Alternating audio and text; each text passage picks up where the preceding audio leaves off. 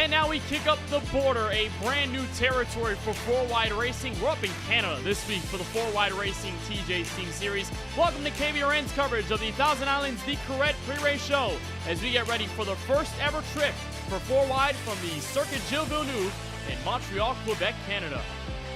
Glad you're joining us on the KBueno Racing Network. We're alongside Keelan Belsha, who will be joined alongside myself, Kenneth Bueno, for the rest of tonight's broadcast. Keelan, it is going to be fun. First ever trip at a road course this season, and it's one at Montreal. Brand new surface, brand new track for the drivers. I don't think anyone in this series has ever faced this track in any other capacity before. It is all about brand new tonight in this race. Well, yes, it is, Kenneth, and bonjour, because it's great to be here up where they speak French, Kenneth. I've been trying to sharpen on my French-Canadian accent and dialect as we get closer and closer to this one.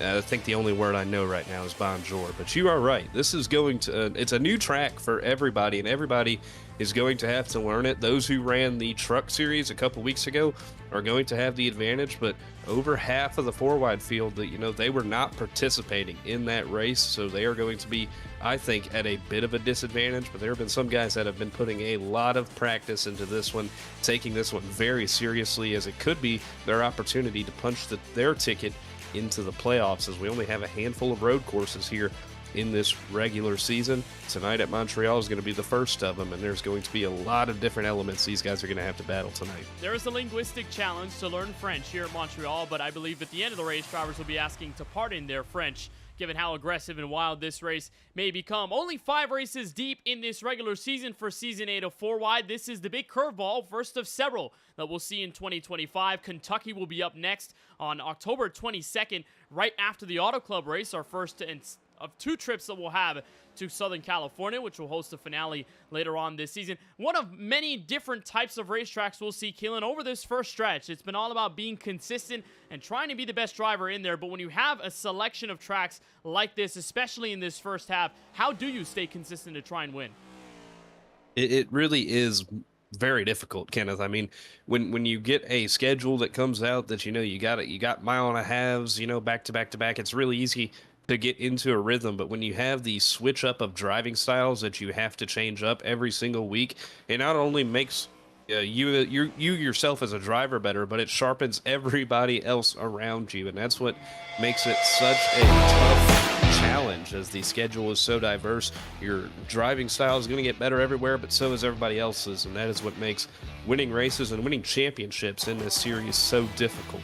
Already been grueling to try and win the first several races this season. Hasn't been too much of a challenge for KBueno Racing, and that trend continues, especially going into tonight's race. And from our last week's race at the Brickyard in Indianapolis, boy, it sure was a wild race. Gabriel Dehari had captured the pole, had an end-of-line penalty, so it put Francisco Bacalhau to lead the race on the front row with Eric Schaefer into turn 1. And this one would become very clean and green early on. Keelan, Francisco would show us who was boss in the first segment, trying to lead over Eric Schaefer. He'd be out by nearly 2.5 seconds with some of those in the mid-pack. AJ Green and Tristan Bailey trying to find their place. Then the first bit of trouble. Mikey Neal blinking in and out into Kyle Benson, and it takes out the Season 4 champion of Lawson Peel. Nicholas Bauman also getting a piece of it. Juan Escamilla getting hit.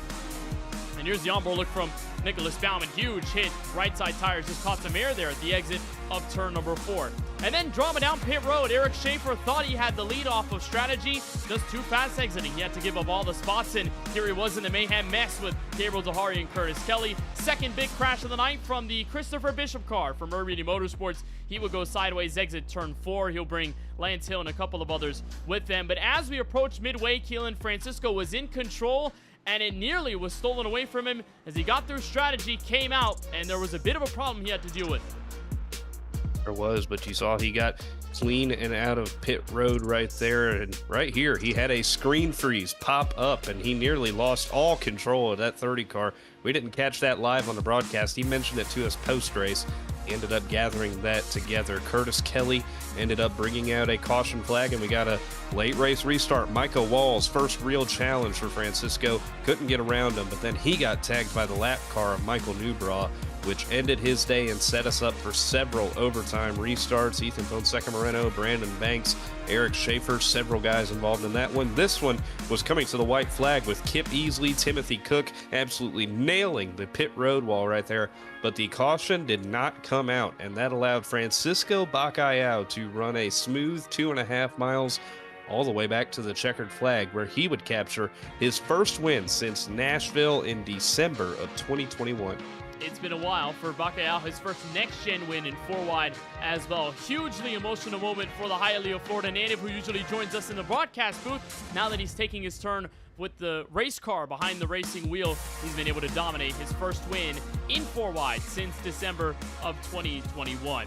And the last time we saw Bacallao achieve victory lane, this is what the world looked like at that time in late 2021. Stephen Curry, his favorite basketball player, had nearly 3,000 three-pointers made. He's now got over 4,000 three-pointers made as the best three-point shooter in NBA history. It was back when Cincinnati made the college football playoff when that Big 12 team became a shocker in the running for the national championship. And one of our best drivers of all time in 4-wide, Lawson Peel, only had one career victory. That was via his win at Richmond on a 2-tire call in one of his first 4-wide starts. That's how long it's been since Francisco has been able to achieve victory lane. He finally did so last week in Indianapolis. Huge monkey off of his back. He's going to try and parlay that into a brand new victory here from our first ever trip to this Montreal track. Road course racing is new to some in 4-wide. It's not entirely new to some of the others, but over the last 5 road course races, only one name has stood at the top of the podium. That's Canada's Brandon Hawken, who's not making appearances in 2025 for Season 8, but he's been able to dominate this discipline of racing over the last several years. Take a look. Turn 7, finalized. Hawken, the winner from Watkins Glen. Brandon Hawken rounds out the final corner with a clear racetrack. The Canadian in Brandon Hawken will take his 4th win of Season 7 and first from Circuit of the Americas in Austin. 2 more corners to go. Brandon Hawken, for the 5th consecutive road course start, will take the win, this time from the Roval, and punches his ticket into the round of 10.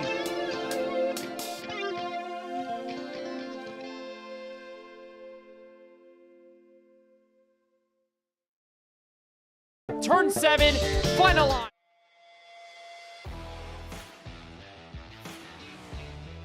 It's been that one name, Keelan Belsha, that has stood at the top of the boards. Brandon Hawken, one of the best all-time 4-wide drivers and defending series champion, was looking to hopefully get into Season 8, but has not been able to make a start this season, so it has blown the door wide open. How confident do you think that makes the other drivers knowing that such a force like Hawken won't be in tonight's race?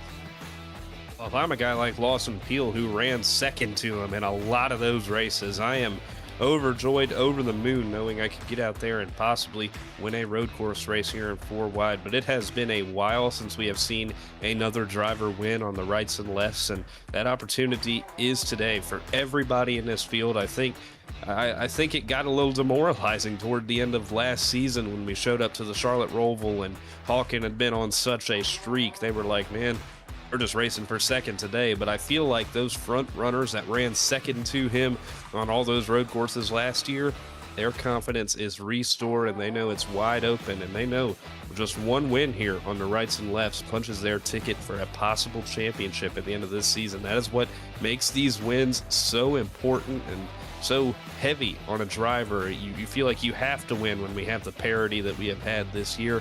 And some of those guys who are really good on road courses, like maybe a Juan Escamilla, they're going to be looking at today as their opportunity. That big question mark, though, being this Montreal circuit and Circuit Gilles Villeneuve. A new track for 4-wide, so no one's really been able to get practice laps other than the last week and a half or so. We haven't seen this track on the 4-wide calendar in its several-year history since 2020. So it is a brand new threat and possibly a brand new embracing challenge for a lot of those on the track tonight for this 2.71 miler.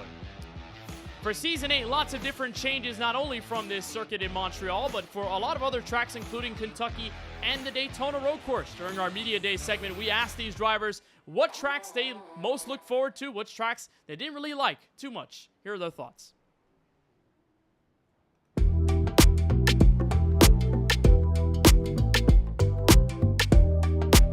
Obviously, I feel like it wouldn't be right if I didn't say Kansas, because I love Kansas. And so I'm looking forward to Kansas, which I think we don't go to until the playoffs, but I'm still going to be there. And then this year, I'm pretty sure we have a double Bristol, and I love Bristol. Texas, I'm really good at Texas. I really like Texas. Kentucky, I really like Kentucky too. Obviously, you always have a chance to win Talladega. The road courses, I don't think I'd beat guys like Ethan, but I feel like I could get really good finishes there. And out of the new tracks, the one I'm looking forward to the most is honestly probably Montreal. From doing some laps in it in the trucks earlier, it's a pretty fun racetrack. Maybe Montreal. Montreal is going to be probably the worst race for us by far. If we even make 5-10 laps, we'll be happy with that. But a sleeper on tracks that I'm really excited for, especially as an owner, Montreal, going up there to Canada for the first time, jumping the border. I know that's crazy with how much I was refusing to go there, but I ran one race in another league there, and I wasn't fast, but it was a easy to learn road course, and it was fun, and that's what benefits me. Some of the tracks, I mean, road courses would definitely be the ones that I dread. I don't do enough road course racing. I'm not real good at it. I probably should practice it a lot more, but I just don't have time to get on the sim and just run laps. I don't know about Montreal yet. I haven't bought it, so we'll see if I dread that or if I'm interested in it.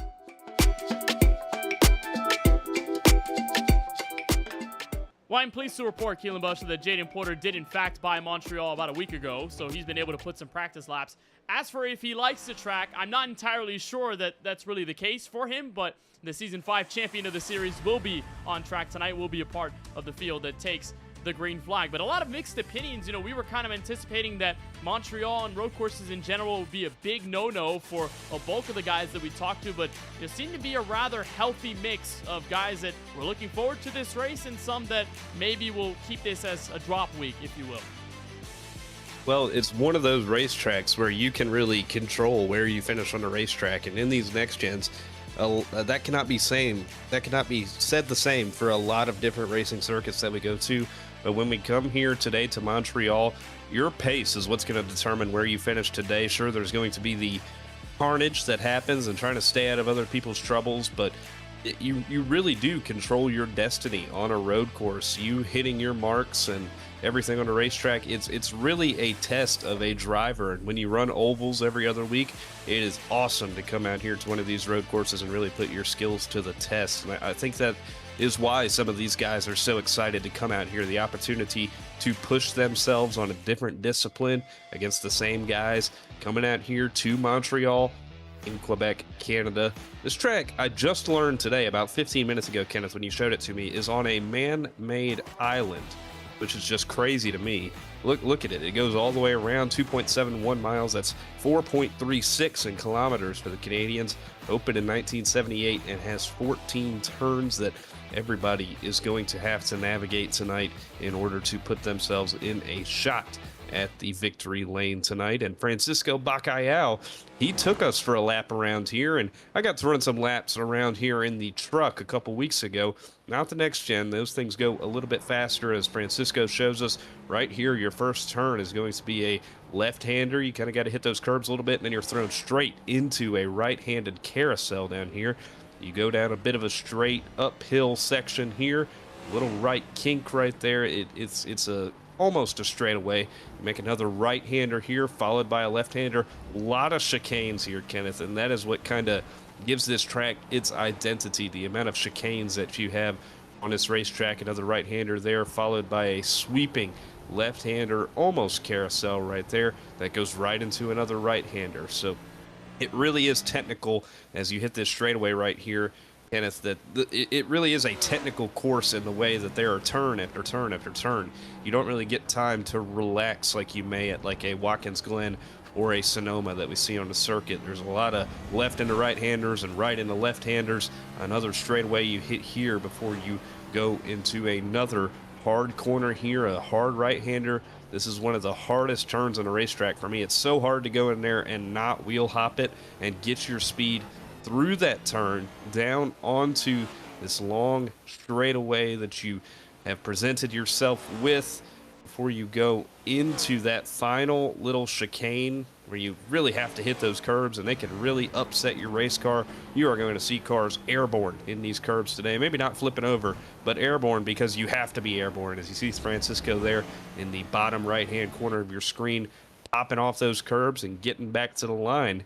That's what everybody is going to have to do today, Kenneth. That was a lap around Montreal. Textbook lap around this Circuit Gilles Villeneuve in Montreal. Just a bit of a history about how this track formed. It was built initially the man-made island of Notre Dame. It was built in 1967 for the Expo 67 that was built here in the city. It was also part of the 1977 Olympic Games that happened. That's why a large lake is on the far side of the man-made island and right next to the front straightaway on the racetrack. 1982, this track was renamed after the Canadian racing legend Gilles Villeneuve after his fatal crash at Zolder, Belgium, around that time. And then in 2007, made stock car racing history after hosting a NASCAR Nationwide Series race back in 07. They also hosted NASCAR Canada Series races back then. The Cup Series, until this moment, still has not taken a trip around this 14-turn, 2.7 one-mile track. It's a brand new segment for this four-wide drivers as they try to tackle the last bits of practice before we get on to the qualifying and the green flag here from Montreal, Quebec, Canada. And in tonight's KBRN moment in time, we're not exactly reminded of Canadian dreams, but we're reminded of road course difficulty. And in this moment in time, we go back to the LWRC NASCAR Cup Series, their trip to the Charlotte Roval in a pivotal playoff race back in 2020. Welcome to today's KBRN moment in time. We drift to a road course race in 2020 for the LWRC NASCAR Cup Series. We will take the green flag, and we are green from the Charlotte Roval. As the final race of the round of 12 in the LWRC NASCAR Cup Series playoffs, this trip to the Charlotte Roval was as crucial as ever, and playoff driver Parker White would cement his place early at the front of the field. While this first incident brought a yellow flag inside 3 laps deep into the race, the rest of the event would stay green, with Shane DiMantova leading Parker White to the restart entering turn 1.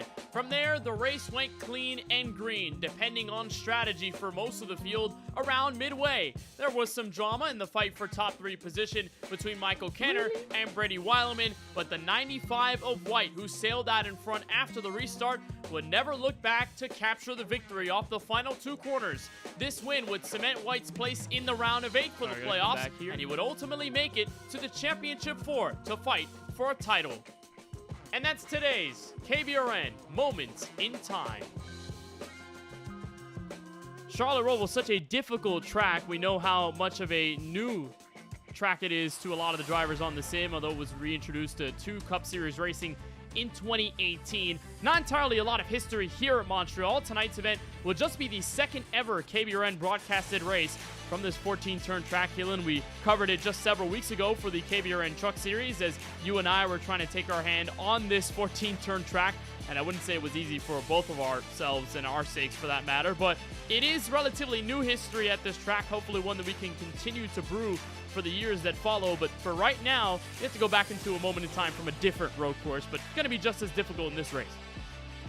It will, and you certainly did a lot better in that Montreal race than I did. I got in a rhythm for like the first 7-8 laps or so. Me and Christopher Bishop, we were duking it out for like 18th spot on the track, and then I don't know what happened. I lost it off that right-hander right as you exit the first carousel. That right-hander, I guess that's turn 3. I lost the rear of the car and smacked the fence. But you know, you did a lot better than I did. I think you made it all the way to the checkered flag with no troubles. I tried to get all the way to the checkered flag without any issues, but it is a really tough track to drive. The right rear went away very quickly, and from what we've heard from the drivers so far tonight, the right rear is also a big-time concern.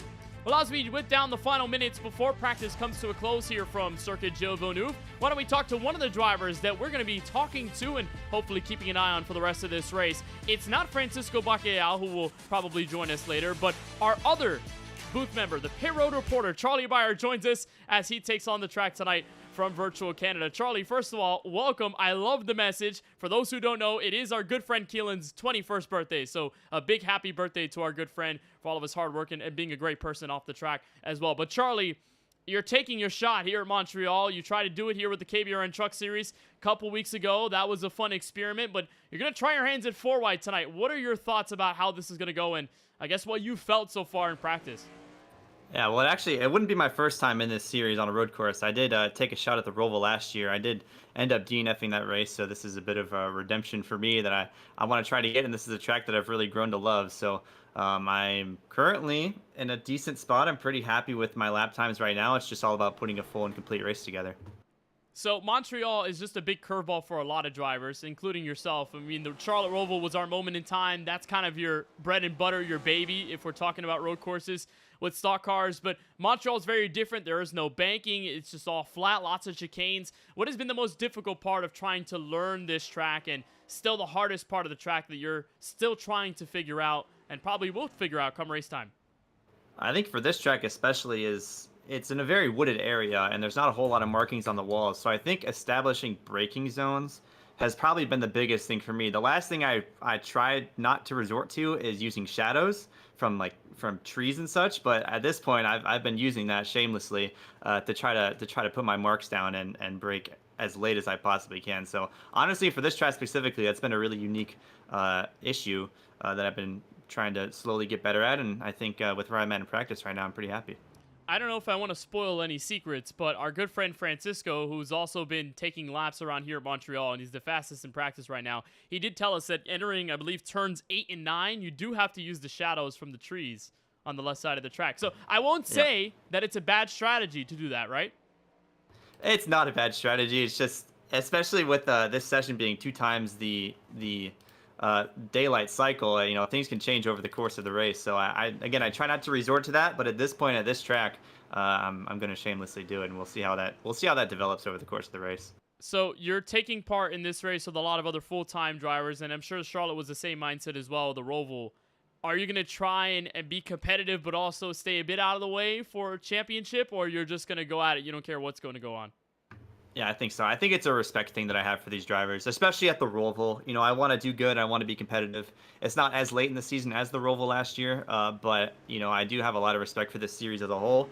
Being in the booth with you and being able to talk about these drivers almost every week, and it's a very high-level group of people that it's great to be running so well against these guys, and I can only hope that I can race clean enough to earn the respect of some of these guys before I go back to the booth next week. So let's do a bit of an experiment here. We're going to have not only one, but we're going to have 2 of our broadcast members now. We're joined now by Francisco, who's running the blistering times in practice. I will say, Francisco, you've put a lot of effort into this race, lots of practice, lots of time trying to learn this track and be the best that you can. From the opinions of yourself, what kind of things should we expect in tonight's event for Montreal? Oh, putting me on the spot, aren't you, Kenneth? I'm not too sure what to expect here from tonight's race. I've never ran a race here around the Montreal Raceway before, so, I mean, yeah, lap times would say I'm looking pretty good right now, but obviously there's more to it than just running one quick lap. You got to make sure you can stay on the racetrack, run clean, not make a lot of mistakes. Whoever can do that the best tonight is going to have a really good chance at winning. So, like Charlie mentioned, it's very different to learn this track, let's say, compared to a Charlotte Roval or even the Daytona Road Course that we'll see later on in the 4-wide season. What has been the hardest thing for you to try and master from a track that usually hosts Formula One races, not entirely used to hosting NASCAR, at least in this modern age? The little things, really. The little things probably make the biggest difference around here. It's just knowing just when can you put a little bit more brake in, when can you put a little bit more throttle in, because you're just pushing the limits so much, trying to find every edge that you can. And honestly, if you could just do it just right at the right enough times, it could be just enough to give you the advantage over the competitors. I think the difference between me and Francisco right now is Francisco is able to convey his thoughts as he's driving. I got to be locked in. I think there's a reason Francisco's top of the boards right now compared to me. Okay, well, you know what? We're not going to try and chop off any more time that you guys will have. Final minute or so here in practice. We know qualifying's coming up, so we miss you in the booth. I will say that, Keelan. No, I was just he whipped out a whole like 2 gallons of water right there. Did you see that? Oh, whoa! Oh, Man. That is crazy! Wow. Wow. Hey, keeping hydrated. I'm not mad at that. Got my Celsius mango lemonade for tonight. I got All a right. surf side. I'm not as healthy, I guess. I'm the only one without a drink, so I think I have to up you guys on this as we get ready for tonight's Canadian race from virtual Circuit Gilles Villeneuve. Charlie, Francisco, thank you so much for the time. Wishing you both the best of luck as we take the green flag in just a bit. Good luck, you guys. I will be honest, I'm a bit jealous that they're racing on the track, and we're not going to be joining them in some other case. We're going to be watching them from afar. But I guess in that sense, we can kind of judge them as the commentators and figure out which one is better, right? Yeah, we can do a little friendly wager. I mean, you bet on Francisco, I bet on Charlie. See what happens. Okay, well, we'll see. We'll try and lay down our bets and see if any one of us tries to cash out at the end of what's going to be 58 grueling laps here from Circuit Gilles Villeneuve in Montreal, Quebec, Canada. We've got a lot to cover in our racing action here on the KBueno Racing Network for race number 5 of the Season 8 4-wide racing TJ's Team Series. Thank you so much for watching our The Thousand Islands Crew pre-race show. Myself and Keelan Belcher will be right back for the action as 4-wide takes on Canada for the very first time.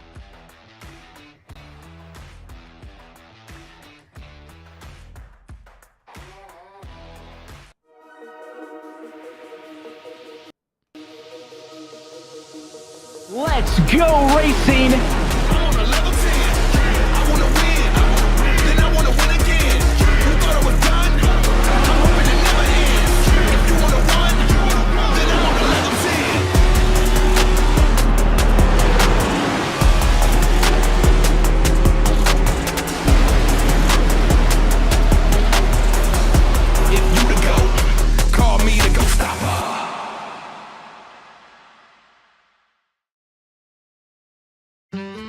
Welcome to the Thousand Islands Cruette in Clayton, New York. We're open Monday through Saturday, 10 a.m. to 5 p.m. Come in for a tasting and our helpful and knowledgeable staff will help you find the perfect olive oils or vinegars to add that perfect touch to your next meal. We have monthly specials and sales as well as new pairings and recipes, so there's always something new to try when you visit. The Thousand Islands Cruette on James Street in Clayton. And don't forget, no touchy the tankies. There's only one fuel that can drive the performance you demand from your car. New 94 Octane, the highest octane on the market, only at Sunoco.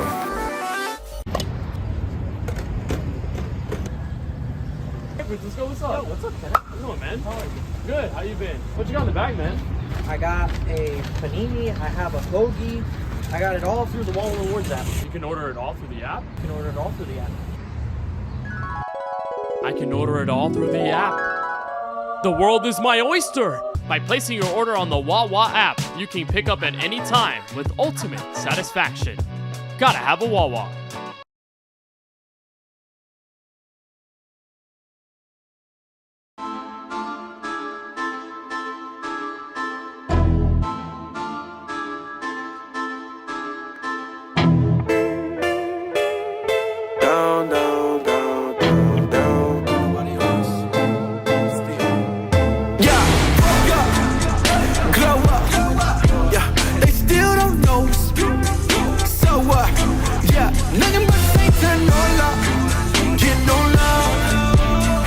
That's my bonus for my quota. Boy, don't nobody. I just get a check in the jail with the set. All we do is rap. Ain't worried about next. I'm just making plays, Broadway in the flesh.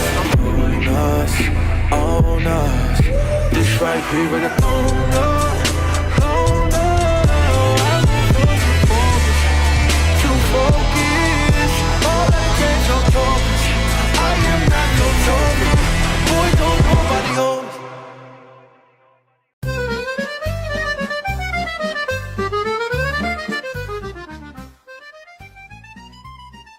Just a stone throw away from the racing capital of the world, which the 4-wide world tackled last week. Is a land never traversed in this series before, a meeting with Canada for the very first time.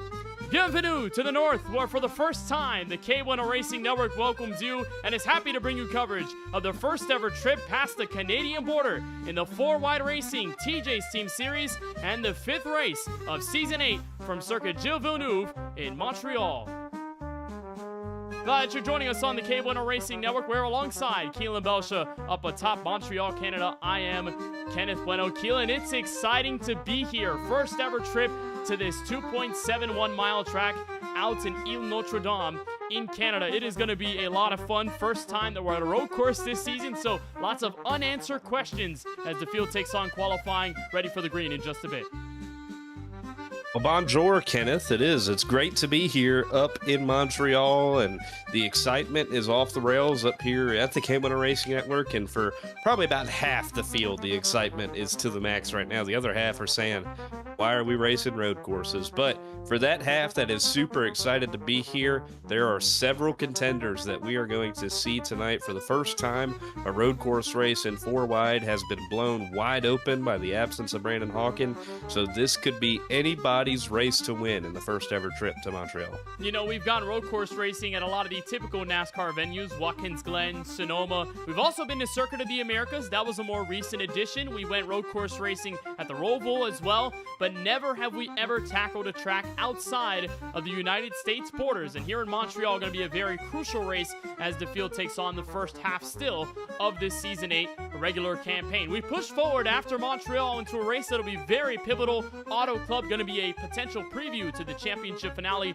that we'll have later on in mid-2026. But this is the first of several new tracks that are added to this 2025-26 edition of 4 Wide schedule. Kentucky will be there for the Bluegrass State in a couple of weeks' time. We'll be out at the Daytona Road Course later on this season, so that'll be a brand new task.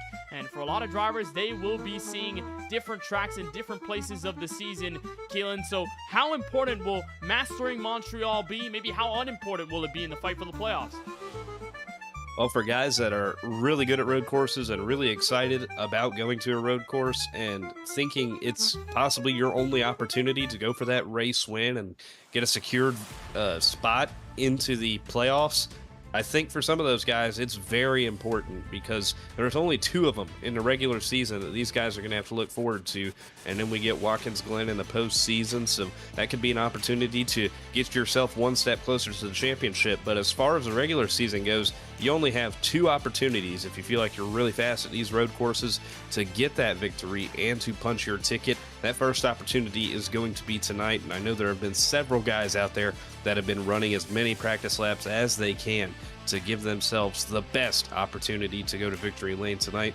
One of those, last week's winner, Francisco Bacallao, Kenneth. He has been turning so many laps. He had really good speeds in practice. I think he could be the favorite tonight as he has an opportunity to go back-to-back. Taking his first lap now in qualifying as the field is continuing to put themselves around. And you're right, Bacallao has a chance to go 2 in a row, something that we haven't seen from Bacallao, but something that we haven't seen from a driver in 4 wide since Brandon Hawken was basically doing it at ease in the postseason and on his way to his championship with 9 race victories. But in a track that would be in his home country, he's not here tonight. He hasn't showed up for Season 8, which has been a shame to see the reigning champion not be able to capture a championship defense. But here we are at Montreal with a lot of other drivers that are still trying to figure out this 14th turn track here up in Canada.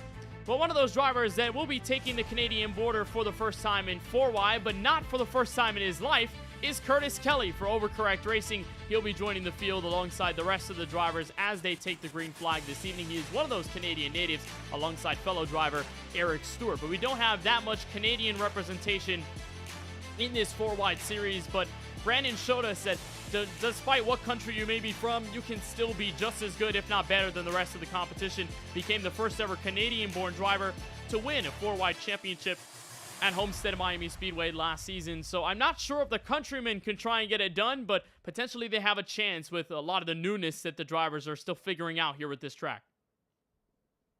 Certainly is the case, and you wonder if there maybe is a benefit. I know it's a virtual Canadian Speedway, but I mean, think about where you're from, Kenneth. You're from Miami, and where's the track that you've run the most laps at in your iRacing career? I would venture to say it's probably Homestead Miami Speedway. Yes. So maybe for some of these Canadian guys like Curtis Kelly, the most laps they've ever run at could be this Montreal circuit, even though they run a lot of ovals.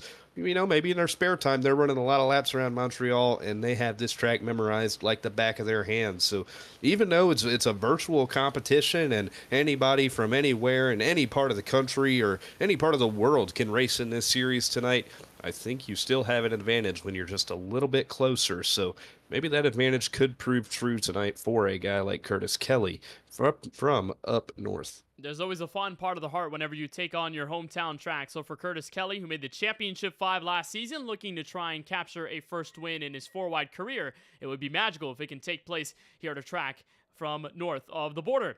Well, Circuit Gilles Villeneuve, new face on the 4-wide schedule, but has been around in real life since 1978 on the man-made Notre Dame island that was built back in 1907 for the Expo Fair that happened in the Montreal city. This track opened in 78, hosted a Formula 1 race and Grand Prix that exact same season, and in 82 made the name switch from Ile Notre Dame Circuit to Circuit Gilles Villeneuve, based off the famed Canadian racing driver Gilles Villeneuve. Track at 2.71 miles, 4.361 kilometers. Again, opened back in 1978 and has 14 very distinct turns, lots of them chicanes, but all built in very different ways, so not entirely one exact way to run this Circuit Gilles Villeneuve in any case or fashion. And Francisco Bacalhau, who's looking to aim for a pole position tonight, showed us a lap around this 2.71 mile circuit. This starts with the long front straightaway, entering the first chicane and turns 1 and 2, otherwise known as Virage Senna. The Senna chicanes that enter the corner are going to be a hard left and then a hard sweeping right as you're right down in first gear, trying to take the car right out the corner, bust through the gears, trying to light up the rear tires without losing grip, and then charging into the hard braking turns 3 and 4. Going to be right on the curbs. Drivers trying to avoid the grass on either side of this track. There are walls everywhere. So unlike a track like Circuit of the Americas in Austin, Texas, if you make a mistake, if you make a hiccup, chances are you're going to be spilling your entire race away. Out into turn 6 and 7, tighter chicane up in first gear, bang through second gear, up to third gear. You go under the signs and you go down to this pretty long straightaway on the backside of the racetrack. Then a hard turn in turns 8 and 9, right under the bridge, hard on the brakes. You'll hop onto the white curbing on the right side of the racetrack. Try not to hop the car too much or else it could cause potential problems. Down under another bridge, you end up to the long straightaway before the hairpin. Turn 10 on the racetrack, a hard braking zone. Lots of opportunities for passing on the venue tonight. You'll make that right turn out in first gear. Try to head up right through second. Lots of opportunities for drivers to make passes here, especially as others may hiccup on the move up through this sequential gearbox on this next-gen car. And then you just rally through the Casino Straight off of turn 11 and then into the hard braking zone into this very tight back straightaway chicane. That'll be the final 2 corners you'll see before the start-finish line approaches. Hard right, hard left, hit the curbs on either side, try to make sure the car doesn't wheel hop into the corners, and coming out, bang on the throttle, and you're back into gear here from Circuit Gilles Villeneuve. Well, drivers are out on the racetrack, so let's take you trackside and bring you tonight's starting grid for the first ever 4-wide trip up through north of the Canadian border in Montreal, Quebec. We're on pole as Francisco Bacalhau started on the front row last week at Indianapolis on the way to his first 4-wide win since 2021. He's been the fastest man in practice and stays the fastest in queue, a 136.494 for the Hialeah, Florida native, looking for his second career 4-wide victory in season number 8. Ethan Fonseca Moreno not too far behind at a 136.9. The San Jose Californian looking for his second win of the season after capturing the first at Richmond earlier on this year. That'll be the inside and outside of row number 1. Back in row number 2 is the man who was second fiddle to Brandon Hawken on the road courses last season. Lawson Peel, mostly the dominator on this discipline. He rolls off of third. And Nicholas Bauman, the Connellsville, Pennsylvania native, rolls on the outside in position number 4. Back inside the top 5, the other Pennsylvania native of Kyle Benson in P5 from Williamsport, and Mikey Neal, the 8 car from Wake Forest, North Carolina. The fan going to be in P6, the green flag. Juan Escamilla going to be in 7th in his number 87 car. We saw him be in the top 5 in those final few laps running at Watkins Glen as well as the Charlotte Roval, so lots of promising road course prowess for him. Jonathan Juergensmeyer, the Beckmeyer, Illinois native, rolls his number 2 car, the Blue Deuce, from position number 8. On the inside of row number 5 on this Charlie Beyer Photography starting grid is Craig Lownslugger. His 13 Ford rolls off from 9th, and the Curtis Kelly machine, hometown driver, hometown track. This is for the Canadian. He rolls off just on the outskirts of the top 10. Back in the 6th row of the field, Charlie Beyer, usually a pit reporter. He's down on the racetrack today, making his first start of the 4-wide season. He starts 11th with Jaden Porter, the Nashville winner, starting to his outside in the 12th position. Back in the 7th row of the field, we have Trevor Haley in the 4 car, looking for his first career points-paying victory in the 4-Wide Racing TJ's Team Series. He's got Duncan Faw in the 08 to his outside in 14th. Row number 8 consists of the 16 of Dusty Applin and the 68 of Alexander Schumacher, who has had a lot of speed recently. He'll be looking to keep that going here tonight from Montreal. Back in the 9th row of the field, Michael Walls in the number 60 had a great run in Indianapolis before a late race incident last week. He starts alongside Tyler Murray in the 36th in the 18th position. Involved in a crash on the last lap last week was Kip Easley in the 18. He'll be looking to rebound starting 19th tonight. Tony Kivett in the 76 starts in 20th. Back in row number 11 is where you'll find the 48 of A.J. Green. Deep start for the North Carolinian, and same deal for Eric Schaefer. Had lots of promising pace at the beginning of the Indianapolis race. Had a pit road speeding penalty, had to be at the back of the field, and things didn't really work out for the Virginia native after that. 23rd is Brandon Banks in the 5 car. Michael Newball, the DBR teammate, on the outside in 24th place. That'll be row number 12. Row number 13, you'll find Daniel Moore in his number 77 Ford Mustang. And the Sunbury, Ohio native of Adam Alashire, his 10 car rolls off from the outside in 26th place. Timothy Cook rolls off in 27th alongside the 17 car of Craig Parks. And then back in row 15, close out the top 30. Lance Hill, the Tennessee native from 29th, and rookie Randy Showers continuing his maiden 4-wide journey. He's inside the top 30. Final row, inside the front 32, Christopher Bishop 31st, and the pink machine of Brandon Gillis for Breast Cancer Awareness Month. His Ford Mustang starts dead last in 32nd place. A 58-lap journey here from Circuit Gilles Villeneuve in Montreal, just a little over 215 miles, and a competition yellow is scheduled for the beginning of lap number 25. So just around midway, we should see this field come to rest behind the iRacing official pace car. But off of the final 2 corners and off the chicane rolls Francisco Bacalhau and Ethan Fonseca Moreno, the Floridian and the Californian, ready to take us green flag racing from Canada for the very first time.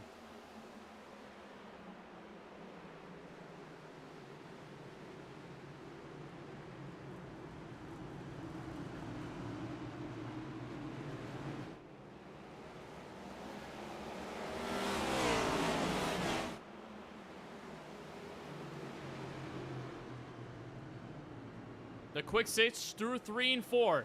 And it's Ethan Fonseca Moreno surging out ahead of the pole sitter Bacalhau. It didn't take long for the waffle car Keelan to find his way through the front. Pretty chaotic first lap and first several corners here from Circuit Gilles Villeneuve. Yeah, that was a good start for Ethan, and I think that advantage of having to wait until the green lights are out on the initial start really benefited him right there, because as long as he could stay put next to Francisco going into the Senna carousel right there, he could hang on and make that pass, and he did so right there. He was talking about how he felt slow. Well, right now he's in the lead, and in the KBRN Truck Series here a couple weeks ago, he was running top 2 all race before a unfortunate white flag incident trying to get around Jonathan Juergensmeyer happened, but he's out to the lead on lap number 1. Going to have about a car length in between him and Francisco for that first position right here as they go down the Casino Straight for the first time into what will be a hard braking chicane right here. You got to watch the curbs here, Kenneth. Watch these cars just fly off that first curb.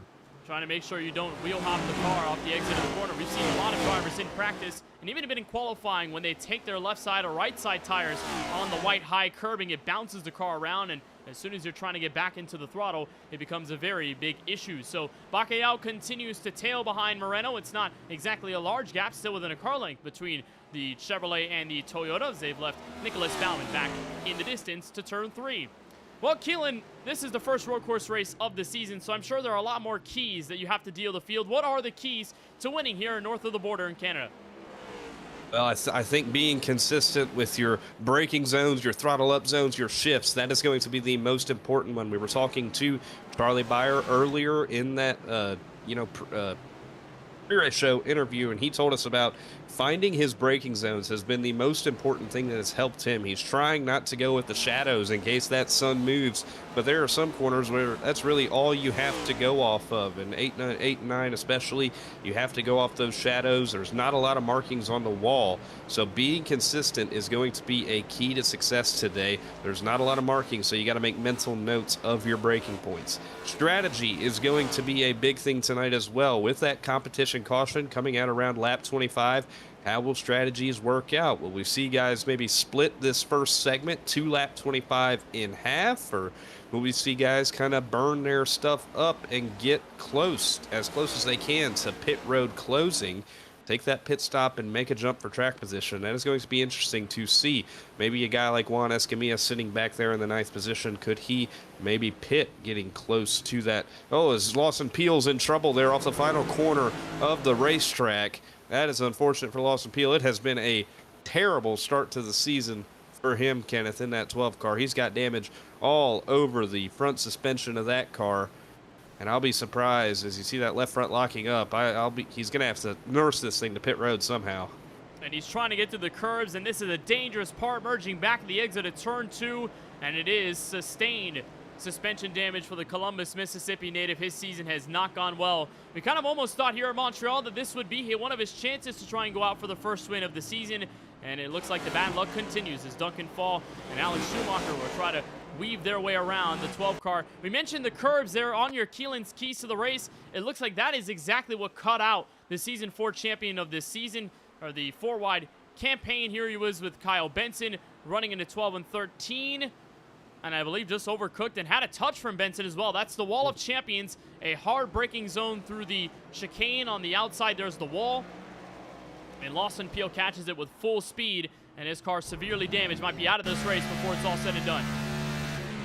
That was kind of hard to tell if maybe there was a little bit of lockup in that 38 behind him, but you see Peel, he goes in way too fast. He's probably going into that wall regardless, but he had to slow up to try and make the corner, and Kyle Benson, he can only do so much behind him right there, just kind of ships him into the wall of champions right there. A lot of damage sustained to that 12 car. It has been a rough start to the year for Lawson Peel, Kenneth. I mean, as we see Duncan Fall around right in front of him, we just saw him get around Lawson Peel. He goes for a spin in the hairpin right there. That is a common place we're going to see that happen. But yeah, back to Lawson. It has been a rough start to his season, involved in an incident at Daytona, being really aggressive and trying to gain positions. In Nashville, he went for a spin late in the race, ended up recovering a little bit. Richmond, involved in an incident. Indianapolis also was involved in an incident. So there's trouble there getting on to pit road. That was the Andy Frozen Custard car. I believe that was Kip Easley in the 18. He's still around off that corner. Eric Schaefer as well. So what a horrid start for DBR, Kenneth. We have seen Peel, Easley, and Eric Schaefer all in trouble. And this one looked like an incident with Eric Schaefer locking up maybe, getting way too deep into this corner right here. And he was trying to get out of the way. Daniel Moore and Kip Easley in the way, and just takes out 2 DBR machines right as Lawson Peel was making his beeline for pit road. So DBR ends up in a huge swamp at the beginning portion of this race, only 4 laps deep from Circuit Gilles Villeneuve, and already big-time trouble for the Season 4 champion and several others on his team. And for Peel as well, only 1 top 10 this season. That came the way of the Nashville Super Speedway, but even that race had its fair share of struggles. Spun around at lap 87 of the race at the exit of 4 under green. It didn't end up bringing out a yellow flag in that race, and ultimately for the Season 4 champion, it was a recovery drive through the late yellows and the overtime restarts, but ever since, not has been able to pick up a top 10 effort. 32nd, 16th, and 19th in all of his other 4-wide races this season, from Daytona, Richmond, and last week's affair at the virtual Indianapolis Motor Speedway. So up at the front here are the top 2, continuing to run around each other. Bacalhau has let off the pressure from Moreno. That gap remains at about 1.1 seconds, but they have cleared Nicholas Baumann and everyone else in the battle for third on back. We saw Kyle Benson fighting with Lawson Peel in that contentious fight until Peel, of course, made that mistake around the wall of champions, and now Benson trying to catch up. Nicholas Baumann running on the podium. We can see how big of a gap has opened up from those top 2. the leader 7 seconds in front of Nicholas Baumann. So the 92 and a 30 have found something, as the gap back here for the battle of the third is pretty large. But now we're going to see Kyle Benson start to hunt down Nicholas Baumann. And we went to the KBRN Truck Series here. Nicholas Baumann, he was pretty quick. Tyler was calling him, I think it was Shane Van Baumann or something like that. He was saying Nicholas Baumann has a lot of speed around this Montreal racetrack, as Kyle Benson trying to hunt him down. Back to the keys, though. Didn't quite get through them all, Kenneth. We had a bit of drama happen before I could finish, but that strategy is going to be important. But the curbs are going to be really important as well, especially in that final chicane that we saw Lawson Peel in trouble in. We saw Kip Easley and Eric Schaefer in trouble in. That is an area where you cannot, you cannot lose control of your car over those curbs. It's those curbs that you have to hit, but can really unsettle your race car. You got to be careful. And different winner could be a possibility today, or it actually is it will be a guarantee with Brandon Hawken not in the field tonight. This race blown wide open, Kenneth, as the top two all over each other and pulling away. Kyle Benson, though, he is all over Nicholas Baumann for this third position right here as they go into 1, 2, 3, 4, all the first corners of the racetrack here. Benson may have an opportunity here as we get deeper into this lap. Well, the one commonality between those drivers running first and second is that we will have a different winner on a road course, but we won't have a different winner in Season 8 of 4 Wide. We've seen both Moreno and Bacalhau take victories this season. We mentioned that aforementioned Richmond victory from Moreno's sake in his number 92, and then Bacalhau achieving 4 Wide glory for the first time in a little under 4 years' time from Indianapolis Motor Speedway after leading a bulk load of that race and really never faltering even through the strategy and the late overtime restarts. But for Baumann, who ended up in a big crash at the exit of turns 3 and 4, a crash that also involved the driver right behind him and also involved the driver in the 12 machine of Lawson Peel. This could be a huge rebound for the 88 machine of Nicholas Baumann. And I'd say that that acronym and that nickname of Shane Van Baumann is going to be the same given his paint scheme tonight. That is a Shane Van Gisbergen scheme. Is more trouble for Drinkin' Bros Racing. That's Michael Newbraw falling a lap down. He is now going to be the 4th DBR driver put a lap down in this race from 28th to 31st with a DNF already tonight. The 9 car, Brandon Gillis. Yeah, we saw Newbraw last week. He was involved in that incident with Micah Walls late in the going as Jaden Porter and Alexander Schumacher look to be in trouble in that dangerous hairpin right there. Doesn't look like a ton of damage to that 28 visually right now, but he definitely was in the grass there. He was up running about 6th or 7th, so he drops back to the 12th position, I believe, on a racetrack now. Dusty Applin hounding him down in that 16 car right now as we go to see a look at what happened in that hairpin. You're going to see Jaden Porter all over Curtis Kelly right there. Oh, it's Juan Escamilla way back there sliding through the grass, and he almost got through it without hitting anybody else, but he barely tags Jaden Porter, spins him out in front of Mikey Neal and Craig Lautenslager. Right on board with Escamilla here. You can kind of hear when he gets on the brakes, that's when he loses control of it. It's so easy to wheel hop these race cars, Kenneth, and you know Juan, he feels terrible. He tried to get through that without hitting anybody, just barely tags Porter. But the good thing is we have that competition caution coming out a little bit later, so for maybe guys, if this first half was not doing as well for you, you have an opportunity to make that track position up the deeper we get into the show. And the second time, Keelan, in this race that somebody overshoots the braking zone and realizes they're going to miss it by a long shot, so they try to take an alternative lane, try to take the path of least damage, but they still take out another driver in the mix. We saw that with Eric Schaefer in the Wall of Champions, those final 2 corners, and right into the hairpin, hardest braking zone of the track apart from that final chicane, front straightaway. So Escamilla with trouble. He's going to follow in the tracks of what's going to be Dusty Applin here, who is in his sophomore season of 4 Wide action in that Can-Am Chevrolet. So as we continue green here from Circuit Gilles Villeneuve, unsurprisingly seeing a lot of the field spread out across the different types of skill levels that the drivers have at this type of discipline. And so far, it's Ethan Fonseca Moreno continuing to lead the way over Francisco Bacalhau, and there might have been a mistake or two from Bacalhau's machine, or maybe just lost time over the several laps, because the 30 car has lost a lot of ground. He was about a second behind the race leader, and now the tune to Moreno, 3.5 seconds and growing to the Californian.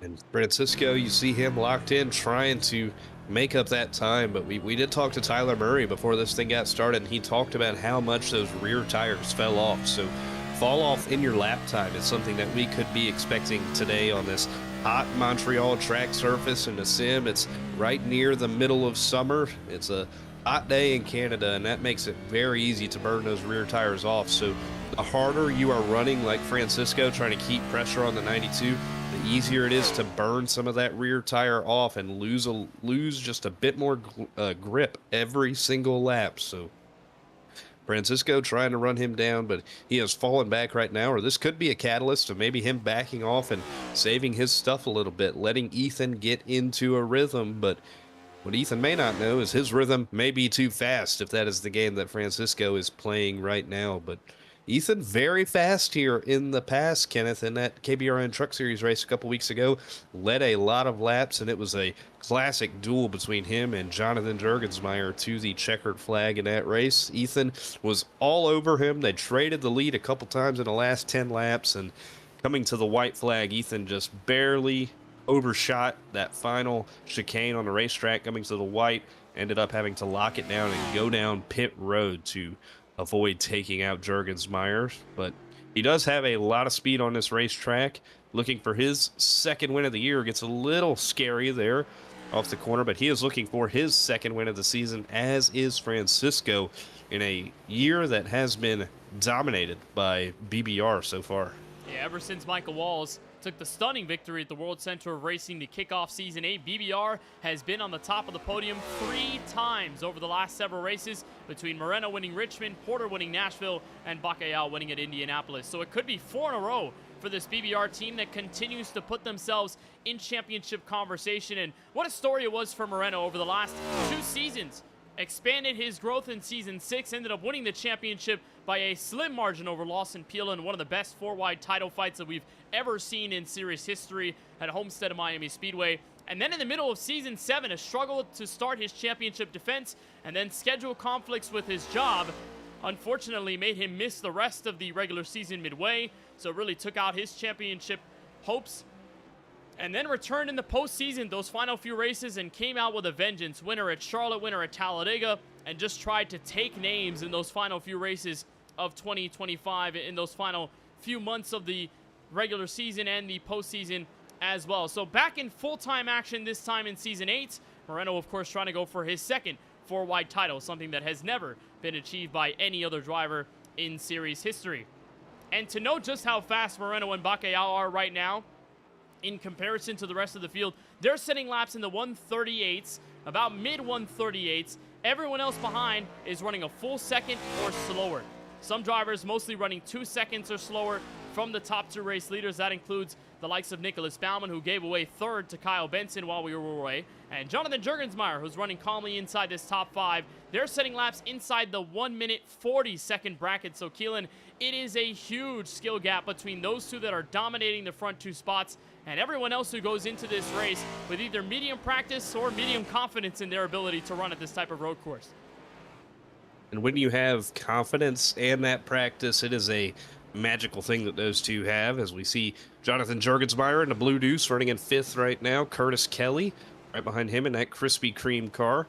He's trying to get a little bit of momentum built on his season on what has been a bit of a struggle. Last week in Indianapolis, he did not have the run that he wanted necessarily, but remember last year in Season 7, Kenneth, the Curtis Kelly, he was the name of consistency, stayed in the top 3 for a large amount of the season as far as the points battle went into the playoffs and continued to be Mr. Consistency. Ended up making a trip to the Championship 5, and he was the closest competitor to Brandon Hawken in Homestead in the closing laps of that thing. We were just maybe a couple mistakes out of the 98 away from saying Curtis Kelly is your 4-wide Season 7 champion. He'll be looking to repeat that success. He currently sits 15th in the point standings, though.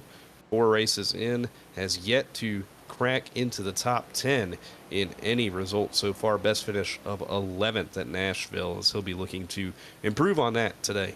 And like we mentioned earlier in the show, he is a hometown native of Canada, not entirely Montreal, Quebec. He's from Rothesay, New Brunswick. That's where he hails from. But he is as Canadian can be. Him and Eric Stewart, sort of the brand representatives for Canada in 4-wide, alongside Brandon Hawken, who hasn't run so far this season. But you can count it on your fingers how many drivers from north of the border are racing in this series. And Curtis Kelly talked with us a while ago, about his interests, despite being a Canadian. And it may shock you who his favorite hockey team is. Listen in. I'm embarrassed for the country, but I don't care about the teams. I'm gonna turn some people off here, but I'm a Bruins fan. I don't watch hockey like that. I am so sorry for your loss. I wanted the chaos. It's getting a little rough to look at these days. I'm so because Marshawn just went to Kenneth's team, so you guys have that with each other. That was a big brain decision right there. Unbelievable, Keelan. He's a Bruins fan for being a Canadian who obviously has a lot of rich hockey history, although they haven't won a Stanley Cup in a really long time. But you'd imagine that someone from Canada would be proud to announce any one of the Canadian teams as their de facto team in the NHL. But the Boston Bruins is a very interesting choice, I'd say. Yeah, it's just crazy to me because I know, everybody hates the Maple Leafs out of Toronto and all that, but he literally had a Toronto Blue Jays hat on right there. So it blows me away. I think he's a Toronto fan and everything else but the NHL. It's kind of confusing to me. Isn't that like what Canadians take the most pride in is hockey? So being a Bruins fan is kind of crazy to me, and I'm not a big fan of it as a Penguins supporter myself. Not too big on hockey like our friend Charlie Byer is right there, but I'm pretty sure the Penguins and the Bruins have some history in the NHL. As we see Charlie back there, I believe his computer turned off. He's got a no signal back there with his HDMI, but he is locked in, and he is a big Minnesota Wild guy while we talk about hockey, Kenneth, and he's hoping the Wild can put together a good season and make it out of the first round of the playoffs this year. It was funny because the unseen footage after that Curtis Kelly interview clip is that Charlie mentioned the fact that Brad Marchand had been traded from the Bruins to my team, the Florida Panthers, who's won the last 2 straight Stanley Cup finals. So, was a little happy, kind of rubbing in the wound a little bit to Curtis Kelly. But yes, big hockey fan, our good friend Charlie Byer is, and excited to tune in for the playoffs and the beginning of the season when it kicks off in just a few weeks' time. NBA and hockey will start to kick off in a few weeks, so he'll be excited to see his Minnesota Wild hopefully try for the Stanley Cup, and doing a pretty good job right now. Keelan set a good enough time in practice to be just inside the top 10. Look at this, keeping all 4 tires on the pavement, hasn't made any big mistakes. He's in a big-time fight with Craig Launslugger, almost contact at the exit of the hairpin. Mikey Neal also in the background, but a top 7 effort for our good friend, not too bad.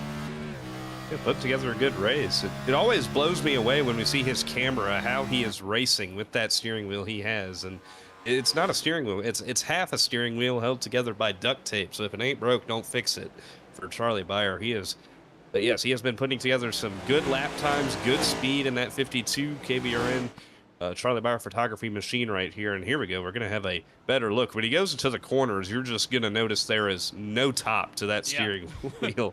And that is a NASCAR rim, by the way. That is not meant to be a Formula rim or anything. It's a NASCAR wheel missing the top of it. That is wear and tear right there, Kenneth. It's a Thrustmaster TMX that Byer has had since, I can't even count how many years, maybe 2019, 2020, maybe earlier than that Byer has had that wheel on iRacing, and somehow it is still trudging along nicely, and it's working well here in this race. I guess if you're going road course racing, it's best to have a Formula-style rim, when it looking like McLaren in the old days with Mika Hakkinen from the 90s and the early 2000s. But good on our friend Charlie Byer, doing well for himself and putting the CBP Toyota Camry up inside this top 10 as he continues to fight off Craig Launslugger and the 8 of Mikey Neal.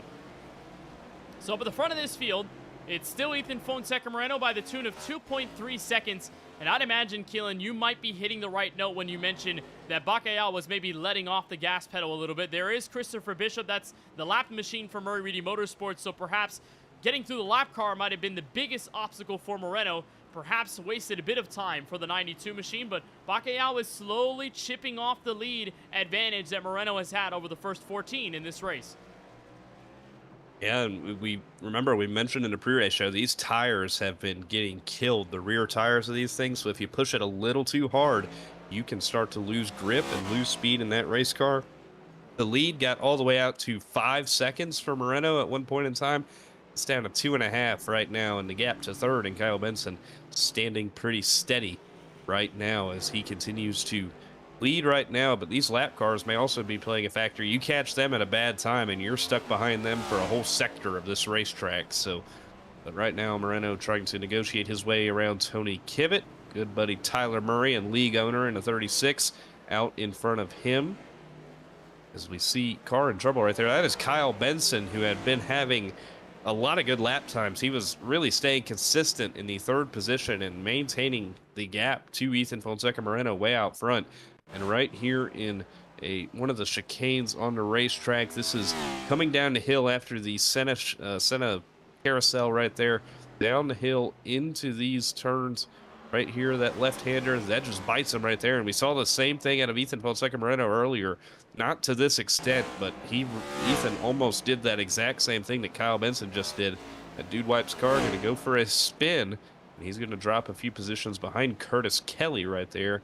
But we do have that stage yellow, Kenneth, or that segment yellow, Kenneth, so that could put him back in this thing. And if you want your mistakes, you want them out here in stage number 1. You want to have it in the first half, that's for sure. You don't want to burn them when things ultimately get too dire, and the race is going to be in hand, or at least a points-paying position for a lot of these drivers inside the top 10. So we'll keep an eye on that. Just about 10 laps to go until race control will close the pit lane and throw out that yellow flag. That will be the only manufactured yellow that we'll have all race long on these road course races. Apart from the comp yellow midway, you don't get any other breaks behind the iRacing official pace car. I think the only exception is if there is an absolute track blocker on the racetrack, but we haven't been able to see that yet, thankfully. So maybe here in Circuit Gilles Villeneuve in Montreal, we don't have that be an issue. But at Circuit of the Americas last season, we had a restart create such mayhem, such havoc, especially midway through the field where Bacalhau had been involved in it. A lot of drivers spun off the restart exiting turn 20. So I'm really praying, fingers crossed, as Landslager goes for the spin at the exit of what's going to be turn 4. Same exact thing that Kyle Benson, his teammate, just did right there. And Charlie Beyer may have had a Code Brown moment right there, right behind him. Lautenslager did a good job spinning it down to the inside of the racetrack and not locking it up right in front of Beyer. That was a good job right there, and really good damage control by Craig, actually, to maintain speed and not lose out on too much. He's right back to fighting Juan Escamilla right there, but that is going to drop him from the 7th position to outside the top 10 in 12th. As those mistakes, when these rear tires burn off, that is going to be the spot where we see the most mistakes start to happen off that 4th corner. And we've seen as well, drivers hit the white curbing. That's the highest curbing points that you'll see on the racetrack. It's featured there in the Wall of Champions, those final 2 corners, and also featured on the right-hand and left-hand portions of turns 8 and 9. You don't see that in the other portions of the chicanes here at Circuit Gilles Villeneuve, but still the curbs are very dangerous, like you said, near Keelan's Keys. So we'll keep an eye on how things shake out as Kyle Benson continues to hunt down the 5th place car. That's Curtis Kelly. As Jonathan Jurgensmeyer runs 4th, Nicholas Baumann steps into 3rd. And it's Bacalhau and Moreno continuously at the front of the field. So we mentioned potential pit road strategy, how that might kick into this race. Only one driver has come down pit road, at least inside the top 24. That's Brandon Banks, who came in at around 5 laps ago. He's now a full lap down. Daniel Moore, I believe, has also hit the pit lane. He pitted just about 3 laps before. Adam Alashire also came down pit road, but the Ohio native in the 10 machine is now docked out of this race, so he will be the official 3rd DNF that we find here from Montreal, Quebec in Canada. There's another spin at the exit of the hairpin. Lance Hill ends up in trouble, gets his Chevrolet back righted, and the Winchester, Tennessee native, who ended up with a shot at winning several races in 4-wide through his first several seasons back in mid-2021 through Cup and ARCA competition in 4-wide, as we continue on through lap number 16 with Moreno out in the charge. So there are a lot of ways that drivers can go road course racing as another spinner behind in Kip Easley and Tyler Murray comes down pit road. There's the league owner trying to split this stage just a little bit in half before the competition caution at lap number 25. But one interesting thing about how Tyler Murray drives this track is that he doesn't drive it in the typical sense. He's got an overlay on the right-hand side of his screen, and Keelan, that is a huge number. Otherwise, what Tyler would refer as the number. That's the gear indicator for him. Whenever he goes road course racing, he has to always double check that he's in the right gear when he's downshifting and upshifting through the corner. So kind of a funny way that Tyler has a bit of a method of going through these road course races. And to me, it kind of looks iPad kid-ish, right? Huge number on the right side of the screen. Yeah, we talked about it earlier. We said it's like it reminded you of a grandma on her iPhone having to text really big so you make sure you see what you're doing. But I kind of understand where Tyler's coming from here. When you're running these road course races, there's so much going on in your hands and in your eyesight, trying to see everything that's happening in front of you. Sometimes you just don't have time to look down at that dashboard. So he has the big number up there to remind him. And I can't say I've ever seen it before, Kenneth, before I met Tyler. I mean, it's obviously an option because some people have obviously used it for it to be there, but I think Tyler's the first one I've met that has done that. Everybody has their quirks, though, when they come out to the racetrack, and I guess that's one of Tyler's right there. You know, in lower-level division racing from grassroots ovals and even grassroots road course racing, you'll have different third-party systems and little mechanical parts that drivers use with their cars, just depending on how they build them and which team they operate for. Obviously, the higher rung levels of NASCAR competition, you've got spec racing and you can build your cars, but it's not entirely with third-party elements that you can use differently from a lot of other drivers. But here on iRacing, you can use caps, you can use different telemetry systems that tell you what gear you're in, what lap times you're running, your fuel marker, how much fuel you have left. As Tony Kivett goes for a spill at the Wall of Champions, goes sideways as he's a lap down back in 19th. But kind of the more funny parts about iRacing is that you can customize it to your preferences, whether it be from your sim rig at home or whether it be from what you have on your computer screen when you are behind the wheel. So a bit of funniness there from Tyler Murray that he's got a huge number on the right side just to be aware of the gear that he's in at all times. So as we roll through the top 10 here, just about 7 laps to go until our halfway marker here, lap number 25. It's Moreno out in front, Bacalhau running second to the tune of almost 6 full seconds. There had to have been a mistake from Bacalhau's part, or just a lot of lost time. Bauman runs in third. Jonathan Juergensmeyer continues to run in the top 5 with Curtis Kelly running 5th. And right behind him, hard-charging Kyle Benson, trying to regain all of the lost track position from the spin off of what was turn number 4, heading into turn number 5. Here he is, right behind the 71 Toyota, with the 7th place machine of Charlie Beyer, Jaden Porter, Alex Schumacher, and Juan Escamilla, the rest of the top 10.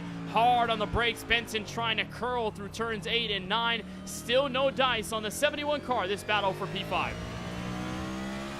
There is a lot of speed in that 38, and we have seen that. He was up there in the 3rd position. But like Francisco said on our pre-race show today, the guy who makes the least mistakes is going to have the best shot at victory.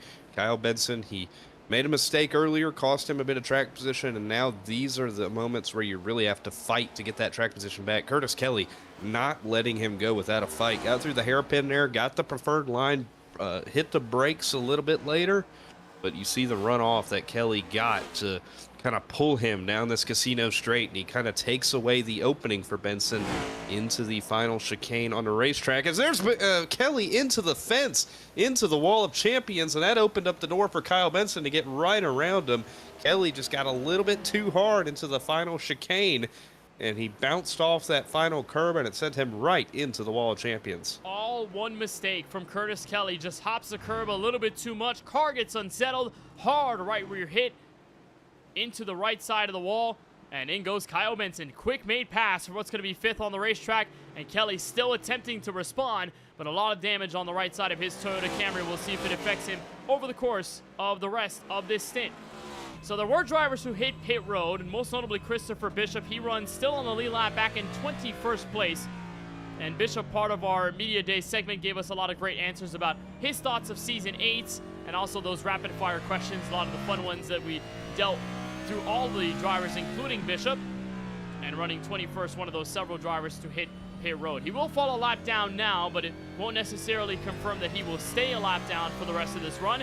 His teammate and league owner of the series, Tyler Murray, we saw him hitting pit road just several laps ago, but still yet to strike all of those drivers at the front of this field, as there's Bacalhau running in second. Just clean track Keelan Belcher, for this driver right here, of course, wanting a Montreal win as he got very interested in this track when we ran in the KBRN Truck Series, part of the broadcast team for that effort, and now trying to take his hands behind the steering wheel. Again, put in so much time and effort to be the fastest driver. He was the best hot lapper in qualifying. Unfortunately, though, has not been the best over the long green flag run, but lots to learn with 5 laps to go in this first stage that he can rally off for the restart when we get back to it in a couple laps.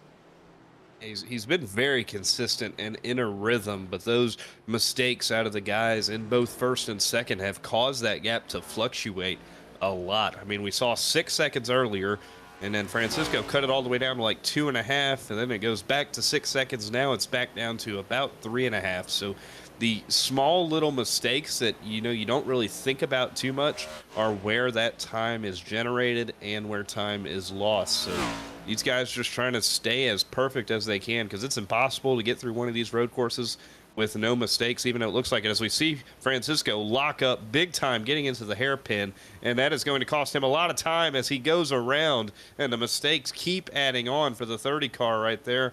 Got into the hairpin too hard, locked it up, tried to get back around it, and ended up looping the car around, and that is a killer right there. That could cost him several seconds right there, Kenneth. The 30 car, I was just talking about how much of a rhythm he gets into at a track like this. Just trying to get a little too much there into the hairpin. The wheels lock up, and then he tries to get it back going here. Just gets a little too hard into it, spins it around. But for the most part, he did a good job controlling damage right there. Could have been a lot worse. And now he's on pit road, so after the huge mistake of the hairpin he is in, so is the race leader in Ethan Fonseca Moreno. Remember, pit road closes about a lap or so before the halfway caution comes out at lap number 25, so the 4 fresh tires slapped on Moreno's Chevrolet. He'll be in and out. Bacalhau not too far behind. And then one mistake cost Bacalhau the tune of maybe 7 or so seconds. He fell nearly 11 seconds back of the race leader right as they were entering the hairpin. But I'm not entirely sure, Keelan, if it was just a flat-out mistake or whether there was some technical difficulties. We talked about it in our highlight package of Indianapolis last week. It was 60 laps into the race. Bacalhau had a huge advantage in the race lead. All of a sudden, a screen freeze at the midway portion of turns 1 and turns 2. It thankfully came back in a few seconds, so he was able to corral the car at the exit of 2. But could there have been a screen freeze machine where, the screen freezes, he doesn't know where he is, the car ends up stopping because he doesn't know where to go, and so that's when he tries to rally it back and get it back going. As we see more drivers on pit road, that's Jurgensmeyer, Kyle Benson, and several others taking service, and now the spill off of turn 2. Oh, and Curtis Kelly gets tagged along with him. Kelly keeps it straight. That could have been a lot worse, but Kyle Benson at a terrible angle. They're sitting 90 degrees on the racetrack right there. You see Benson getting off of pit road, trying to get all he can. Right side tires just barely clip the grass right there. Spins out right in front of Curtis Kelly. He tries to lock the brakes and keep it from rolling, as Kelly actually does a pretty good job avoiding that. He could have been in a lot worse of a position right there than he actually was. That was a huge save and a big thank you to the wall for the outside on Curtis Kelly's part. It looked like he was going to go sailing into the other end of the wall at the exit of what was turn number 2, entering the 3rd corner of the racetrack around those Napa Auto Parts signs that are decked out in French, of course. There's Nicholas Baumann running in 4th. Juan Escamilla, his teammate, has stepped up into 3rd. And Escamilla has been the dark horse, no pun intended, through all of the road course races that we've seen this season. We have not seen the 87 car come down pit road, so we may see him come in now as he straight lines in past that white line at the beginning of the entry of the chicanes, and he'll come in for pit road service this time 3 laps before the halfway marker. But we mentioned that top 5 effort of the Charlotte Roval, right behind the dominator Brandon Hawken, and even in a great fight with Ethan Fonseca Moreno at a Watkins Glen circuit last season, Escamilla has showed us that he can be a perennial road course ringer in this series. Hasn't been exactly the best effort for the Coca-Cola Chevrolet, but still you can keep an eye on Juan Escamilla, the driver hailing out of Indianapolis, Indiana, now falling a bit of positions, but makes that pit stop here at lap 22.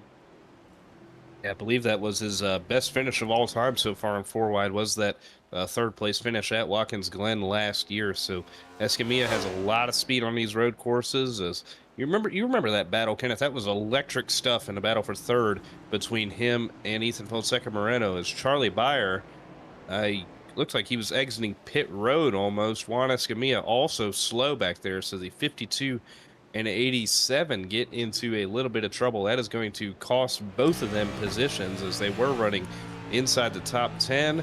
Jaden Porter, Mikey Neal all get around them right there. A little bit of damage to Neal's nose. I believe that's been there for a majority of this one, though. Maybe we can get a look to see what caused the 52 to slip back. He was sitting in the 7th position, I believe, so losing a couple spots right there as he got really slow there into the first set of corners. Here's the look down into turn number 1, just goes in a little too hard, spins it around, does a pretty good job spinning it out of the racing surface to not involve anybody else, but that is going to cost him a few positions, flat spot his tires a little bit, and in the road course race where the rear tires wear out so much, the last thing you want to do is flat spot those tires and lock them up, and that can cause you a lot of troubles as this race goes on. Look at this battle from just about 8th place on the racetrack all the way back to 12. That's Craig Lounslager all the way at the back of this train. That white and blue Huffman Designs number 8 of Mikey Neal. Took some tips from Bacalhau in the days leading up to this race from Circuit Gilles Villeneuve. And here's a huge dive on the inside. Bayer pointing out of the way from Jaden Porter. That was a fight for 9th place on the racetrack, but possibly the most scintillating fight we're seeing on the racetrack right now to turn 1. Inside dive for Lounslager, looking for the left-hander first and then the right-hander second. Preferred line for Escamilla. The Coca-Cola car will weave around turn 2. And a failed attempt from the Aflac car trying the crossover at the exit of the corner. Really good defense I've seen from Escamilla these last couple sets of corners. He kind of faded his car out to the right side going into the final chicane towards the wall of champions on that pass lap to keep Lautenschlager at bay, trying to keep that spot as we come closer to the segment yellow. If this was 10 laps earlier, I'm sure Escamilla lets him go, but he is doing a good job playing defense right now, trying to keep that track position as high up as he can, because this strategy could be completely blown up when we get to the segment yellow, Kenneth. I mean, it's coming out in, I believe, 1 lap from now, 2 laps from now. It's going to come out pretty soon is what I'm trying to say. So the strategy could blow up for a lot of people. Could see people pit, try to get fresh tires, or maybe not. So track position now is going to be important to set yourself up for the remainder of this race as we see Bayer take a look underneath Jaden Porter into preferred line into the hairpin as Daniel Moore in trouble and Charlie Bayer in trouble. Escamilla has to stop as the 52 car goes around. Christopher Bishop, Lawson Peel, Tony Kivet all have to slow down for the spinning 52. And he is all, my goodness, everybody's all over each other right there. Bishop, Bayer back in trouble right there on that straightaway. And they're lucky the segment is coming to an end pretty soon, because that could have been catastrophic as you see Charlie just a look at disbelief on his face. He has no clue what just conspired right there. That was 5 wide that we saw at the exit of the hairpin. I don't know if I've ever seen that at a road course race not named Circuit of the Americas. Unbelievable. And Charlie ends up sliding, spinning around at the exit of the hairpin. And Juan Escamilla also with a touch as well. There's Daniel Moore with some suspension damage at the entry of pit road. So as of lap number 24, here is where Ethan Fonseca Moreno sits on the long straightaway, going to come out the final 2 corners. And as we saw the drama there at this sector of the racetrack not too long ago, it's where Moreno licks his chops to see what's going to be the halfway marker of tonight's race. Competition yellow at lap number 25. He's enjoying a 10.5-second gap to Francisco Bacalhau right behind. There's the yellow flag from race officials. And halfway we sit here at Circuit Gilles Villeneuve. What a drive for Ethan Fonseca Moreno to be able to stomp on the rest of the field in search of his 2nd race victory of the season. He'll be looking for it. He'll be looking to start a championship campaign early, looking to become the first multi-time champion at Waffles number 92 machine. We went back to the next-gen car last season, and he just couldn't get that momentum early in the year. We got later into the season. I'm happy to say I helped him get his mojo back at Talladega, pushing him to a race victory there. Ended up getting the win on the Charlotte Oval later in that season as well.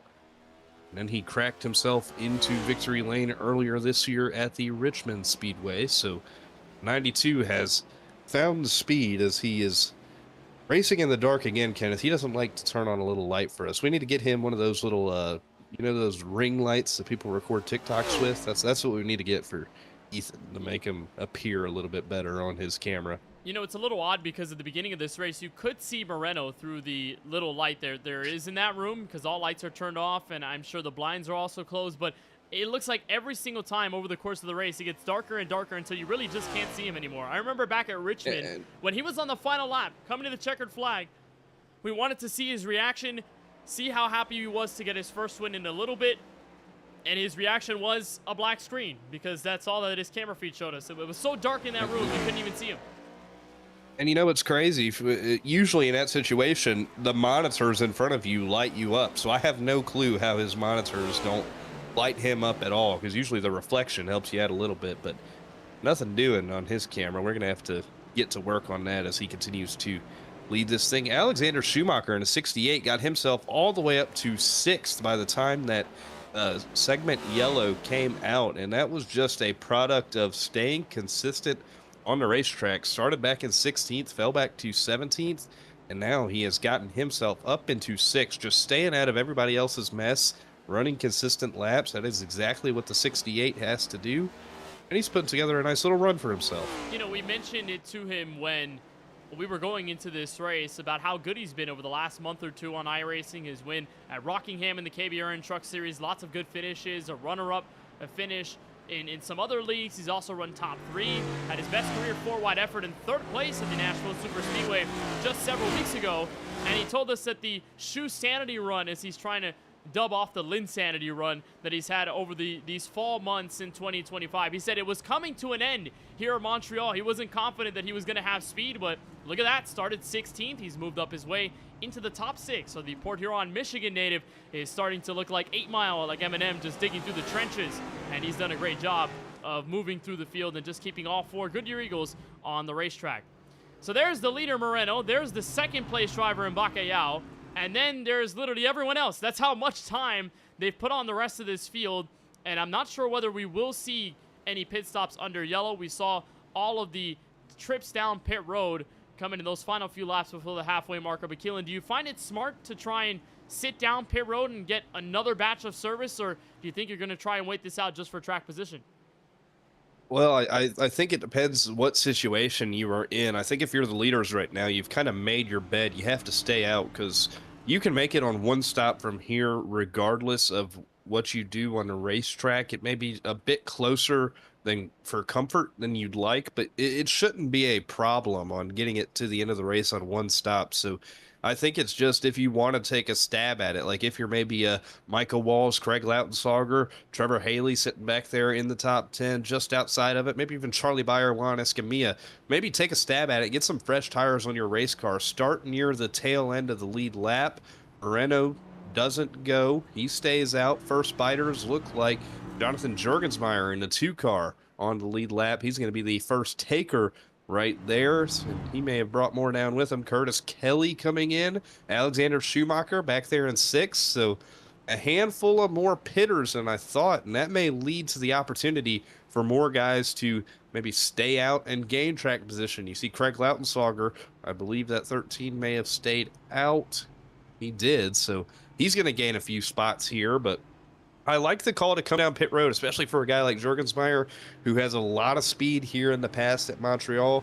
Get some fresh tires on your race car, and you'll be restarting around 10th to 10th position. Could be an opportunity to make something happen with about 6 or 7 lap fresher tires than the leaders. It's 5 cars that stay out from Moreno down to Lautensager. Everyone else has taken their trip down to pit road as we continue on through our first maiden journey through the Montreal circuit and Circuit Gilles Villeneuve as we continue on through race number 5 of season 8 in the 4-wide racing TJ Steam Series. Don't go anywhere. More coverage from north of the border coming up next.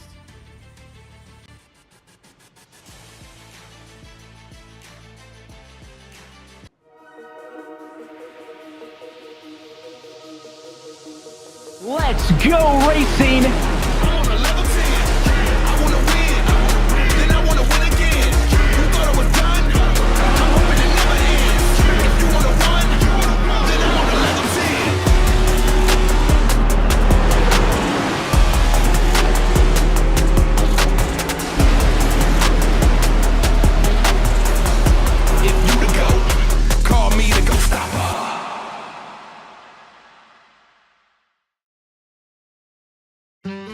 Welcome to the Thousand Islands Cruette in Clayton, New York.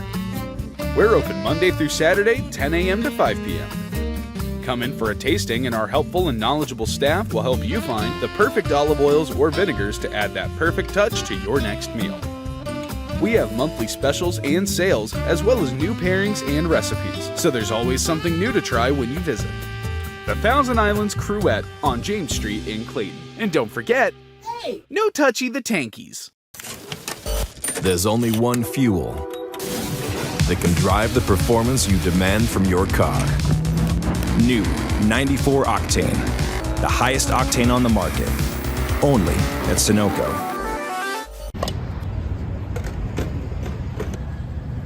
Hey, let's go. What's up? What's up, Kenneth? How's it going, man? How are you? Good. How you been? What you got in the bag, man? I got a panini. I have a hoagie. I got it all through the Wall of Awards app. You can order it all through the app? You can order it all through the app. I can order it all through the app. The world is my oyster! By placing your order on the Wawa app, you can pick up at any time with ultimate satisfaction. Gotta have a Wawa.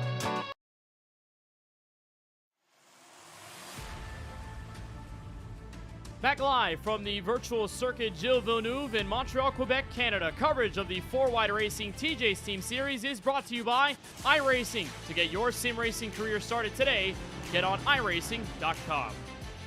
By TJ's Team. To learn more about the Foundation's mission to end pediatric cancer, visit morethanacape.org. And by Paul's Setup Shop. It has been a rather eventful first 28 laps here from north of the border. Glad that you can join us in our first ever trip in 4-wide action to Montreal. Kenneth Bueno and Keelan Belshaw along with you as the lights are off from the iRacing official pace car, ready for our second attempt at a green flag start. We saw how non-chaotic it was at lap number 1. Will it be any different when we cross the line for lap number 29? Let's check in with our good friend and our usual pit road reporter, Charlie Byer. This is a report from the racetrack, not from pit road. Charlie, how has it felt so far? We've seen you in a couple issues now and then, not entirely your fault, but how would you say this first half has gone for you? Up until the pit stop went really well. I limited my mistakes. I was able to get break into the top 10. It was after the pit stop that I kind of went for a spin and then kind of got collected by Juan in an incident in the hairpin. He was apologetic about it, so I'm not upset about it. But we're back here in 11th. Just gonna try to do the same thing I did before the first pit stop, and we'll see how this goes. I think I'm in a good spot. It looks pretty good right now. You were running in the top 10, so I'm sure that if you keep all 4 tires on the racetrack here, it's going to be another top 10 run. Charlie, we appreciate the time, and hopefully things don't go bad. In the turn 1, I think a lot of drivers are nervous. Yeah, we'll see. Thanks, guys. That's Charlie Byer, usually our pit road reporter on Wednesdays, but on the racing surface right now alongside our good friend Francisco Bacallao. They should join us next week at the virtual Auto Club Speedway. That's when business will resume as scheduled, but we've had a bit of these detours from the pre-race show and the race coverage with Francisco and Charlie taking a part in some of the races and just being extracurricular roles in their sense, as we'll get ready for the restart here on lap number 29. It's Ethan Fonseca Moreno who has seemingly led every single lap of this race, trying to not relinquish control as they head to turn 1. Francisco Bacallao going to be on the outside, and it's going to be interesting here because Moreno will not have the preferred line in turn 1. He will have the preferred line on the inside in turn 2. But if Bacallao can keep his nose ahead, should that be our first change for the race lead since the first lap of tonight's event. As they come off the final 2 corners in the chicane, it's an early jump from Moreno. Green flag, first restart from Circuit Gilles Villeneuve. Kyle Benson, look, he's going to be even with Francisco going into this first corner. Going to have the preferred line through the carousel, but Francisco does a really good job being aggressive and staying in front of that 38, slotting himself into the second position. As now we see Benson clear for third, Bauman for fourth.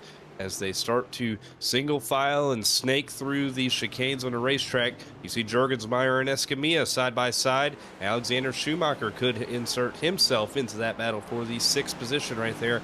And remember the fresh tires that these guys have in comparison to the guys in the top 5. Top 5 stayed out. Everybody else came down pit road. It may take them a second to get some heat in those tires, but once they do, they could have an advantage on reeling in the top 5. And everyone tiptoeing through turns 3 and 4. Most notably this battle for P6 on the racetrack. Jurgensmeyer still on the inside, and a very narrow turns 8 and 9 before you get to that hairpin turn, which is turn number 10 here in Circuit Gilles Villeneuve. So Jurgensmeyer makes the move. Escamilla sits back in 7th.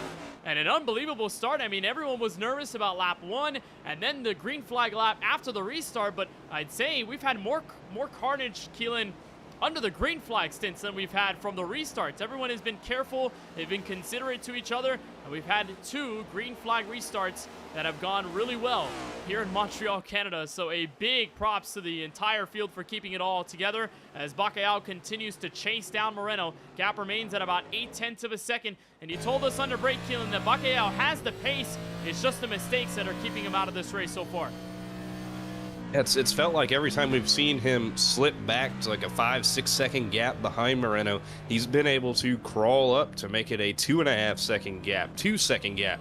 But the mistakes that he have made, losing control of that race car and that screen freeze issue we believe he had right there, as he may have just had another one right there, or something happened there, Kenneth, as he's going to drop the spot to Kyle Benson in the 38. I don't know if he lifted because screen froze possibly and had to, stay out of trouble, or if he just couldn't get the car in gear, but it has cost him 2 spots right there in that 30 car.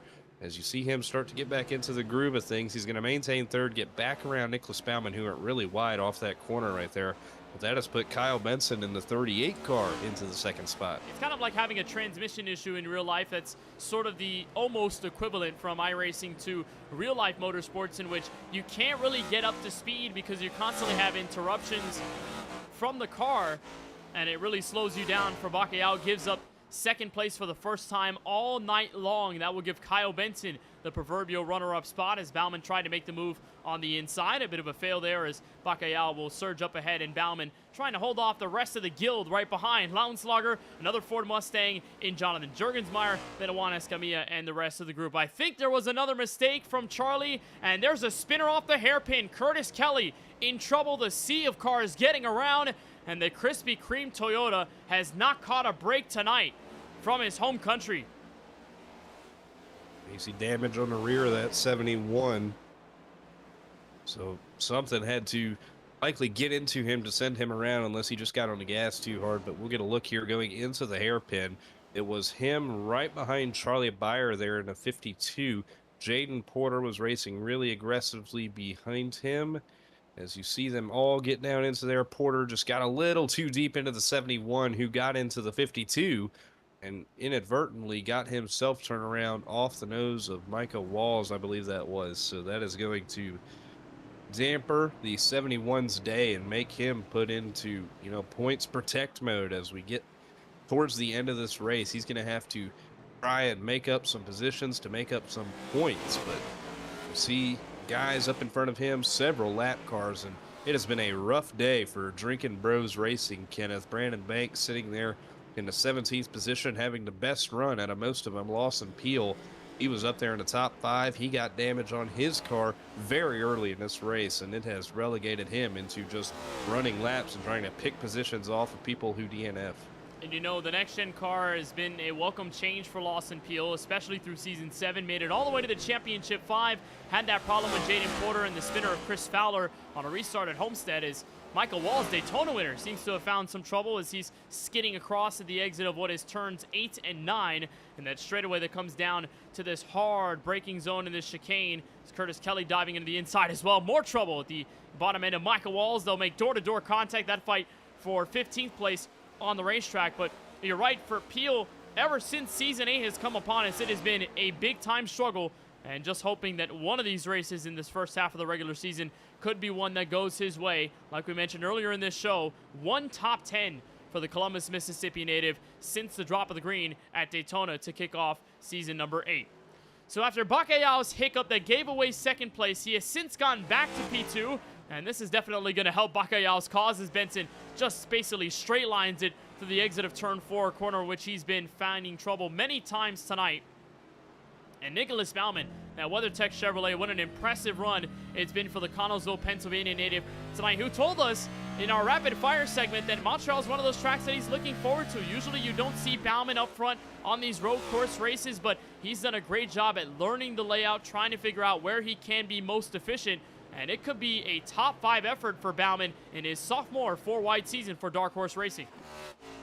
And when we talk about most improved drivers over the last year and a half or so here in the 4 Wide Racing Series, when he came into the series last year in season number 7, it was a rough, learning step, having to learn everything about these, race cars that we run in these next gens and trying to learn the racetracks. It was a tough start for him, and Dark Horse, their season last year started off as being those guys who could run really fast at the beginning of these shows, but towards the end of it, they just didn't have it, and they have turned that around over the course of the season. He really shifted momentum in that whole team last season when he took home the victory in the All-Star race at Las Vegas, and they have really turned things around. An allyship with KBueno Racing. That whole Dark Horse stable have really kind of found their legs over the last 6-8 months or so. They have really found their legs and found speed, and Nicholas Baumann showing that right now, sitting in the 4th spot. He has learned a lot, and I think if we gave out a Most Improved Driver award,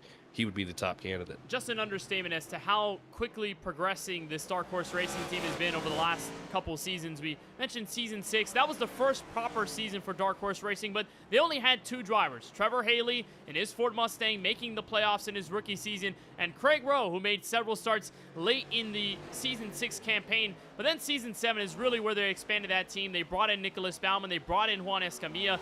Nicholas, already being good friends with Trevor, got a recommendation from his fellow Indiana native saying, hey, just coming into this server, you're a good friend of ours. Let's bring you into the series. And then they brought Juan into the fold, another Indianapolis driver alongside Trevor Haley, to bring in a Dark Horse fold that has really grown over the last season or so, as there's Escamilla running in 7th, trying to chase down Craig Launslager and Jonathan Juergensmeyer entering this hairpin turn. But in this sophomore edition for them, in this 4 Wide Racing TJ's Team Series, they have really shown a lot more discipline, a lot more maturity in these races, and they've really been able to put themselves in great spots.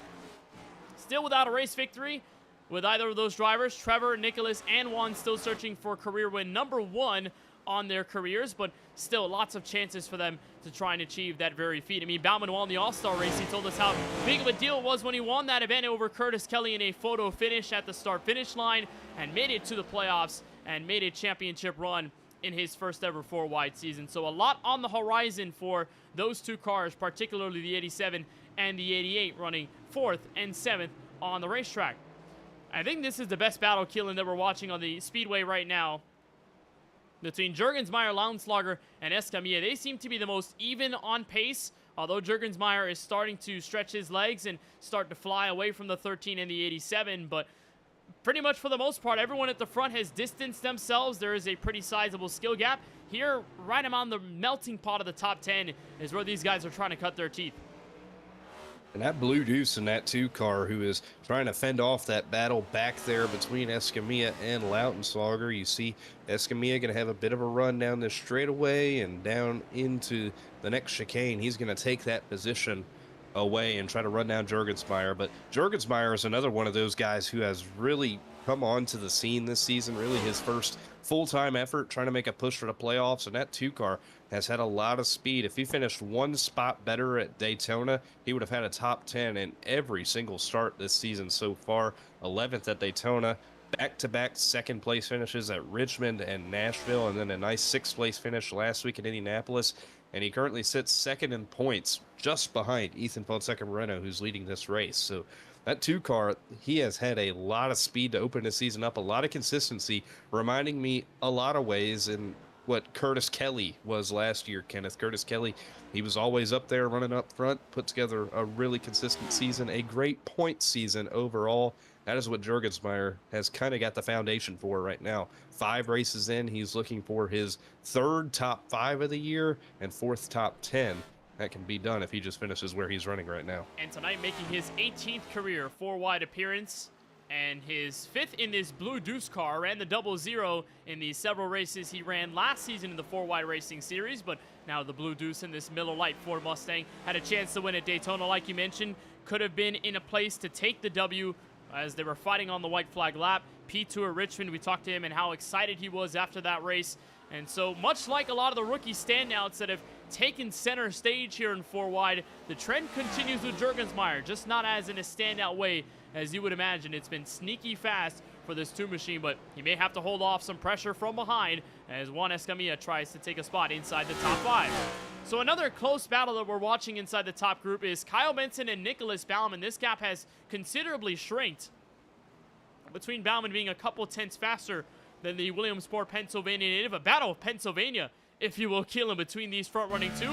Murray Motorsports for Kyle Benson, Dark Horse Racing for Nicholas Baumann. This is for 3rd, the onboard look from the 38 car. The top 2 have just been so hard to catch that these 2 have kind of been all over each other in the laps that, before Kyle Benson spun out earlier in the show.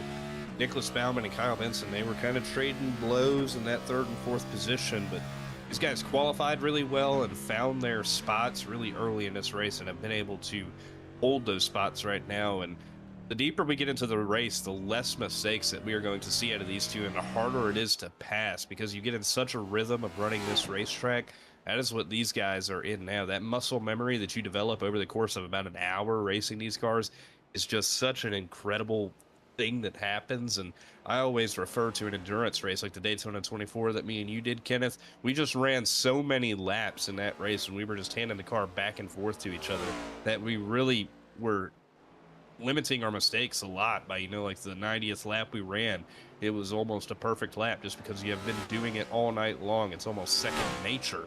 And that is what these top 2 are experiencing right now too, as Moreno and Bacalhau, ever since that segment yellow, they have really found their rhythm and have limited on the mistakes, and that has allowed them to pull away from the guys in 3rd, 4th, 5th, and have made this a race between just them and the top 2, as Bacalhau keeps Moreno close. Not quite close enough to make a pass, but he's keeping him close enough for Moreno to know he's there and knowing he cannot make a major mistake. And the last time by, Bacalhau was a full second faster, 138 flat for the Florida native, and for Moreno with 139.1. So it's a big time difference, lots of time chopped out of the way for Bacalhau to try to achieve his 2nd victory of this season and 2nd in a row after winning at Indianapolis just 7 nights prior. So for Keelan, you're not necessarily a road course ringer. I like road courses, but I wouldn't say I'm a specialist. And for a lot of drivers here in 4Y, they probably were not looking forward to this race. There are a lot of names that are not in the entry list tonight. That's because they didn't want to buy this track. They didn't want to go out road course racing because they understand it's one of their biggest weaknesses as a sim racing driver. But if you're not used to road course racing, how do you try and get better? What are the ways that you try to push yourself to become a better road course racer and be on the level of a Brandon Hawken, a Lawson Peel, and even Moreno and Bacalhau, the clinic that they've put on tonight? I think one of the hardest things to learn here on iRacing, I always think that the dirt sprint cars and really anything on dirt is super hard, as we see Newbraw kind of go through the gravel right there, going to let the leaders go by. But one of the hardest things to learn is those high-powered dirt car races that you do. And I think some of the hardest things to learn are stock cars on road courses, because these stock cars, they are not built for these road courses that we go on. You can learn a road course a lot better in a GT3 car than you can a stock car. And this next gen, it kind of bridges that gap a little bit, Kenneth, between an Xfinity car and a GT3, so it allows that opportunity for learning that everybody has. But trying to improve, it's really just doing the same things that you would be doing in a sports car. You really get your braking points down, as we see Francisco fishtail it off that corner right there. He does a good job saving it, not spinning it around. Gassed it up right on the curbing right there, and when you get that curbing, the rear tire spinning as a possible area of mistakes. But yeah, just really nailing your braking points and your throttle up points and the gears. That is really all you can do, is continue to run practice laps. And some guys get it a lot better than others, and I'm an example of not getting it very well at all, Kenneth. I can run as many laps in a stock car around a road course as needed for practice, and I am just not going to be able to get it. But a GT3, I feel like I have a lot better success in. So it really just comes down to your driving style. But I think that driving style that you learn doing a sprint car on the dirt really helps you with throttle control, especially at a track like this, where these next-gen cars are going through all these little different chicanes, as we see a really good battle between Michael Walls and Curtis Kelly right now. Michael Walls all over that 71, trying to move him out of the way. But yeah, your driving style, it really changes when you come to a stock car on a road course. I believe it's one of the hardest things to learn, Kenneth, and You may disagree with me. That's okay. But I just have never been able to get a grip on a stock car on a road course. A sports car, sure, I can get down with that. But these stock cars, they are just something else because of how terrible the brakes are, really, and how much they wheel hop compared to a sports car. It's just such a different thing to learn. Well, look, you run in a GT3, you run in an Indy car, you run in a Formula One machine. You know how much downforce is there, and it weighs considerably less than this NASCAR Cup Series car. And while obviously there were a lot of inspirations from the Australian Supercar Series in making this next-gen car from the American standpoint, make no mistake, this is a car that's over 3,400 pounds. This is not an easy machine to drive by any stretch of the imagination on tracks that are usually not built for them to be driving on, even if now they are a little more accustomed to road course racing than they've ever been in history, as this battle continues to bring us the best action. 11th and 12th on the speedway right now, Michael Walls and Curtis Kelly, as they try to chase down this long back straightaway and look forward to the GOAT Incorporated Chevrolet, that 08 car of Duncan Fall. So it's really interesting to learn how to drive these road courses as we approach 20 laps to go here from Montreal. And Keelan, you've got your idea on what strategy may look like. It may look very different considering Moreno is still only 2 seconds ahead of Bacalhau. That gap has not extended like it did in the opening sector of this race. From all those mistakes from the 30 car, they have been eliminated pretty much in this second half. So do you play it differently? Is there a short pit in mind? Because it looks like it's going to be fuel only for the rest of this race if you don't want to give up that much track position. Yeah, the pit window is definitely starting to open, probably this next time around, Kenneth, because these the first round of pit stops came around lap number 20, and this is about 20 laps from that with about 20 laps to go. So it just feels like the perfect time if you're a Moreno, if you're a Bacalhau, to come down pit road at this second, as we see Kip Easley do it in front of them. Moreno does not bite, and I don't believe Francisco maybe he did. I think Francisco did hit pit road, so that will be the short pit opportunity to try to make up a bit of track position. We'll see if he gets 4 fresh Goodyear Eagles on that car right there, but pit window opens, the 30 hits pit road, and we'll see what the call is here. He was about 2 seconds behind Ethan that entire run right there, so maybe if he gets some tires here, that car is jacking up, and he is going to be trying to run his fastest lap of the race when he comes out here. And that is helpful that he's got that #1 pit stall from capturing the pole tonight. It makes a huge difference from this road course that has such a long pit entry where you got to hop on the brakes before that final chicane, go for the straight line, and then see the wall come about. You turn right, you turn left, and then you've got to make pit road speed limit, and it is an agonizingly long trip. And it'll be the same tomorrow night when we go road course racing in Elkhart Lake, Wisconsin for the SAC Cup Series Eliminator Chase format. That's an even longer pit road entry and exit time. So you spend an abysmal amount of time down there, and you got to make sure that you limit that as much as possible. For Bacalhau, making that singular pit stop, he'll fall back to 8th as he carries around the lap car and Kip Easley in his number 18 machine. And so that leaves the decision for the race leader to figure out when he's going to hit the pit lane. Now that he's got a bit more distance, does he feel the pressure from that 30 car that was formerly 2 seconds behind, and does he flinch with 19 laps to go? Hop on the brakes. It is a straight line effort for Moreno, the leader, pitting this time. You got to watch your speed. Try not to speed as you get down pit road here. But yeah, his hand was kind of forced right here because Francisco could have went out there and ran his fastest lap of the race, and if it was maybe a second and a half, 2 seconds better, he would have had the opportunity to jump Moreno on the racetrack. So Moreno coming down for service here, and that Choice Privileges Waffles machine gets on his sign, jacks the car up, and that was a good entry for Moreno. And right behind him, I mean, we talked about the advantage of the #1 stall for Francisco. Moreno was right behind him, so he's also going to have a bit of an advantage here, a clear out, and now we're going to see the race off pit road to see if Bacalhau is going to have any challenge for him here. As you see him come through turns 1, Moreno is clear out front, and that almost makes me wonder if Bacalhau maybe got held up by that lap car, Kip Easley, we didn't catch it, because you'd think he would have had just a bit of an advantage, maybe. That gap looks like it grew significantly, Kenneth. And there are 2 cars now in the buffer, potentially 3. Is Moreno going to work through some traffic here? And Escamilla running second. Jonathan Jurgensmeyer has assumed the race lead, now 3 seconds above what's going on right here. It's Craig Lounslogger running in P4, and then it was the lap machine of Michael Newbraw, that yellow and gray Simpsons Chevrolet. I'm sure Newbraw may be a little bit excited that the Simpsons movie is going to be coming out in 2 years from now in 2027.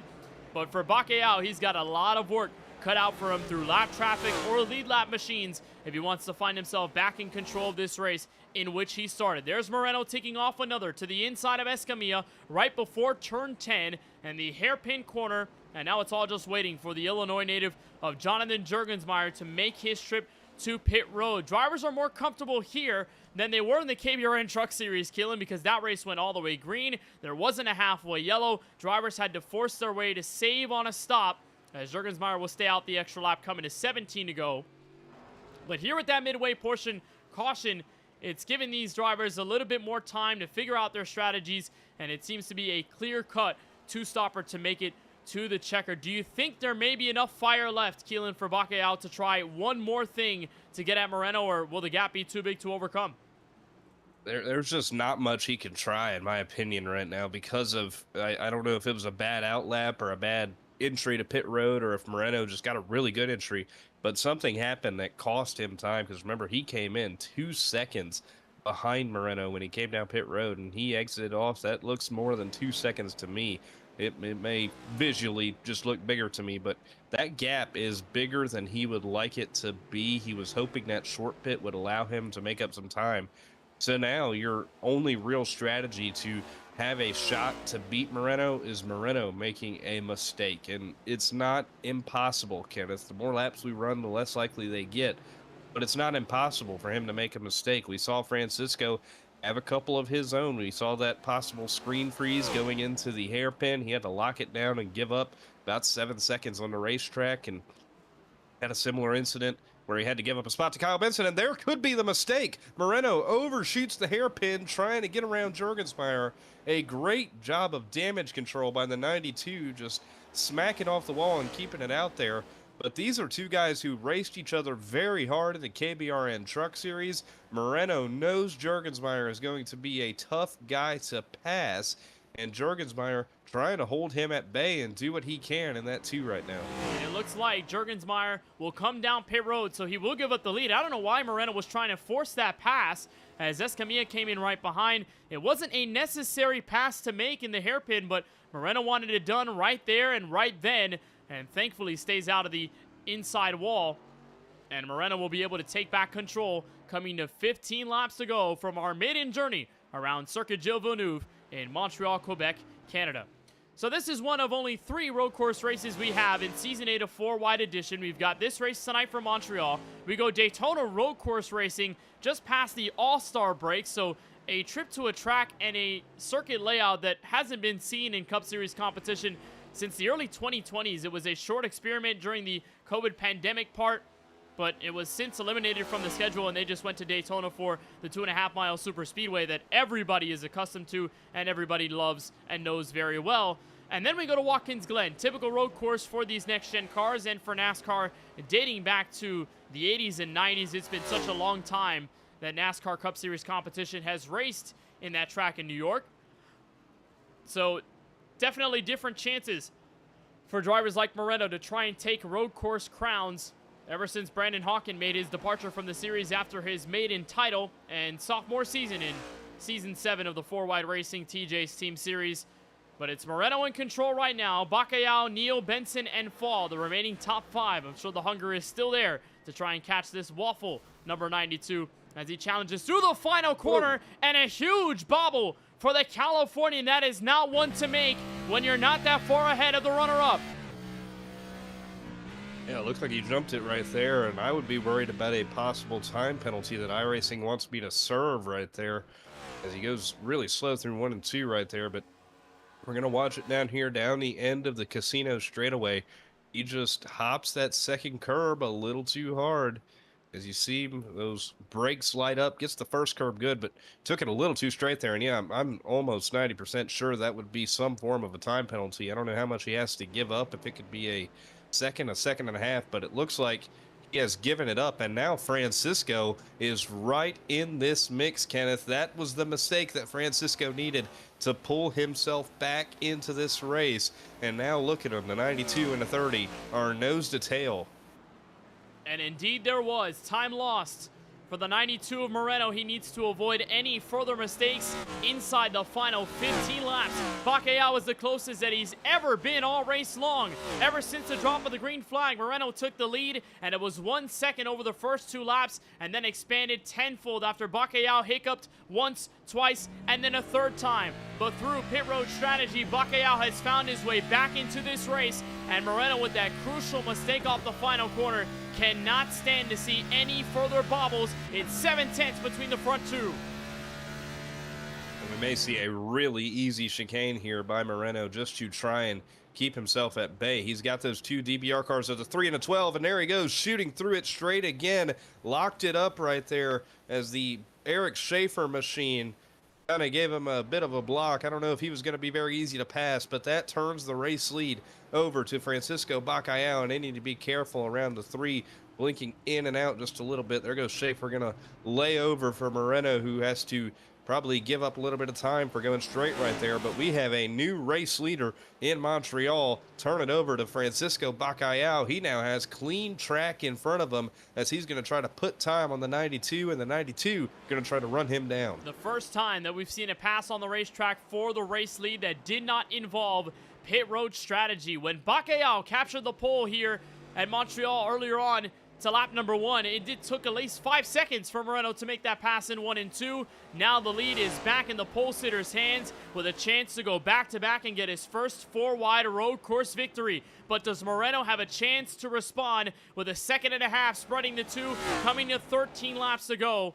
And I'd imagine, Keelan, the lost time shook the confidence for Moreno just a little bit, the exit of that final chicane, and then catching Eric Schaefer, possibly the worst ever time in the middle of 1 and 2, where that 3 car was just trying to get out of harm's way. It cost the time for Moreno, it gave the advantage to Bacalhau, and now this 30 car can start to fly away in this final stretch. Yeah, we talked about it earlier in the show, Kenneth. The fastest guy on the track is going to be the guy with the most practice and the most confidence. And now that Francisco is in the race lead, that may turn it over to him in that 30 car. You see him get that chicane perfect in the background. Moreno trying to build his confidence there, right there. And I don't know if he flat spotted a tire maybe earlier in this race or something, but the pace is really off on that 92 these last couple of laps, and that could just be from the time penalty that he has to give up when he goes straight through that corner back there. But the 92, who has led 39 laps today and has been in the lead for a strong majority of this race, is now 2.5 seconds behind Francisco and has turned it over just like that. Work to be done for that 92 if he wants to get back into the race lead and into victory lane. He has been the dominant car of the day. But, I mean, this race is not over. He's going to have the opportunity to run him down. But now, flip the script. The 92 needs the 30 to make a mistake similar to what he just did. Just like the words of Miley Cyrus, it's the climb, the mountain that Moreno has to surge to be able to get by Bacalhau, make it a proper fight for the win. And for the second straight time on a KBRN broadcasted event from Circuit Gilles Villeneuve, Moreno is the chaser in the final few. Remember, he had to run down Jonathan Jurgensmeyer in the final few laps in the KBRN Truck Series. That was a failed attempt for the win. Jurgensmeyer ended up successful. This time, it could be a different hand if Bacalhau ends up with a mistake, or if Moreno starts to find some lap time that he hasn't found all night long. And they have gapped Kyle Benson. It's almost 20 full seconds between Moreno in second and Benson, who is looking to capture a feel-good third-place finish.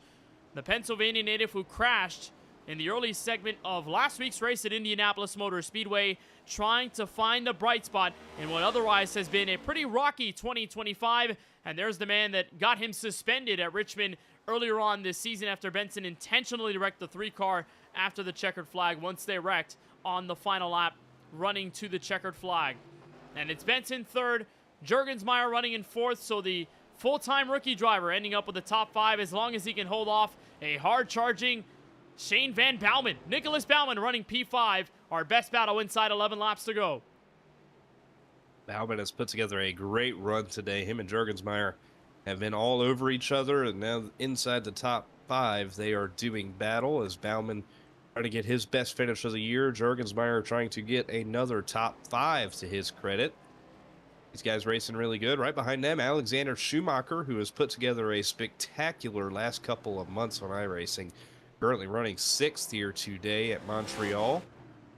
Having a very good run, and we talked about it earlier. His confidence was not really there today at Montreal, but he has done a great job keeping himself out of trouble, Kenneth, and that is sometimes all you need when you come to a road course like Montreal that is so technical. That Shoe Sanity run may continue tonight. Even though we are north of the border, we'll keep an eye on the Michigan native. But let's go through the field on the KBueno Racing Network, and let's start with the man now in control of the race lead for the first time since he gave it away on the opening lap of the night. Francisco Bacalhau captured the pole. He's been probably one of the hardest efforted drivers at putting best laps together here at Circuit Gilles Villeneuve. When he found out this track was on the schedule for Season 8, he said, I was going to run it.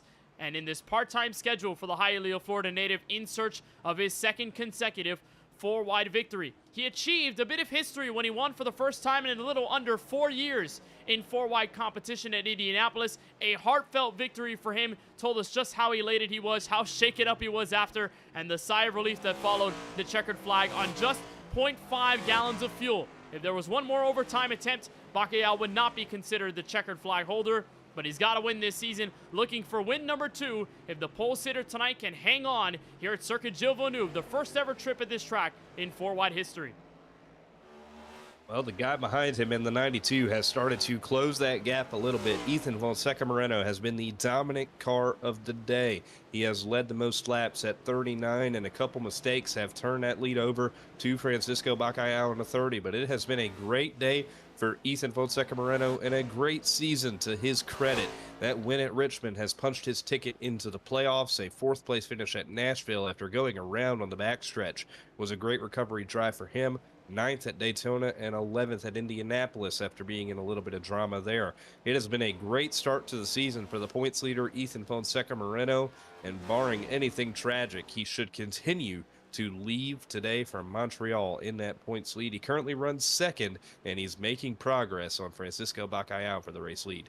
Ever since Kyle Benson's 4th place effort at the World Center of Racing to kick off Season 8, it has been a spooky September for the driver of the 38 car. Richmond ended up 20th after starting 2nd and being in contention for a top 3 in the final overtime attempt. Got suspended for the following race and did not show up in Nashville Superspeedway. Made his return at Indianapolis, and the 2.5-mile rectangle didn't treat him well. Ended up in a big crash with Mikey Neal, Nicholas Bauman, Juan Escamilla, and Lawson Peel rather early on. And even though in a twist of our first day in October, now it looks like the spooks have gotten away for Kyle Benson. A 3rd place effort at the moment and trying to lock up his first podium of this 2025-26 4-wide racing season. He's been fast enough to be in the top 5, hasn't been quick enough to be in the top 2, but you can always look out for Kyle Benson to be rather strong on these road courses. The dude wipes Ford Mustang, runs 3rd right now. Well, Jonathan Jurgensmeyer started his season about 100 yards from victory in the World Center of Racing at Daytona. He ended up getting into the fence, wrecking with everybody else, giving the win to Micah Walls, and he finished 1 spot out of the top 10 in 11th. Since then, it's been a 2nd, a 2nd, and a 6th. It has been the definition of consistency for Jonathan Jurgensmeyer as of late. He's put together a great run today at Montreal. He led a lap during the pit cycle and has kept himself in the top 5 all day long. Tried something a little different at the segment yellow. Didn't quite pan out to his credit, but he has maintained where he's been running all day long. Currently fending off Nicholas Bauman for that 4th position right now. Jonathan Jurgensmeyer is looking for his 3rd top 5 of the year. For Nicholas Bauman, his sophomore approach into the 4-wide racing TJ's Team Series has been anything but sweet. For Bauman has not achieved the top 20 in all 4 of his starts to kick off 2025 and 26. But tonight is a big-time turnaround. Puts on the Shane Van Gisbergen colors in this WeatherTech Chevrolet, and he's got the SVG charm. The Pennsylvania native has stepped into the top 5 and told us several weeks ago this was a racetrack he was looking forward to, one in which he could demonstrate his speed just took him some practice laps to get him comfortable with the layout, and in this layout, he has shined. A top 5 effort for Baumann could be the strongest part of what has otherwise been a dark beginning to his sophomore campaign in 4-wide. The 88 car runs P5, Nicholas Baumann. Well, if it wasn't for his absence at the World Center of Racing in Daytona in the season opener, we could very well be talking about the summer of shoe sanity where he led the points in the 4-wide Racing TJ's Team Series. 3 starts this year have led him to an 8th, a 3rd, and a 7th place finish. All of those races, he qualified pretty deep in the field. You notice the theme, Kenneth? It has been the same thing today. He started back in the 16th position, but staying out of trouble and staying clean have put him in an opportunity for another top 10 finish in the summer of shoe sanity, as he dubs it. He currently runs 6th right now, and if he can finish there, it will be another chapter and another page in the summer of shoey that is now transitioning to October. No signs of slowing down. He sits in 6th right now.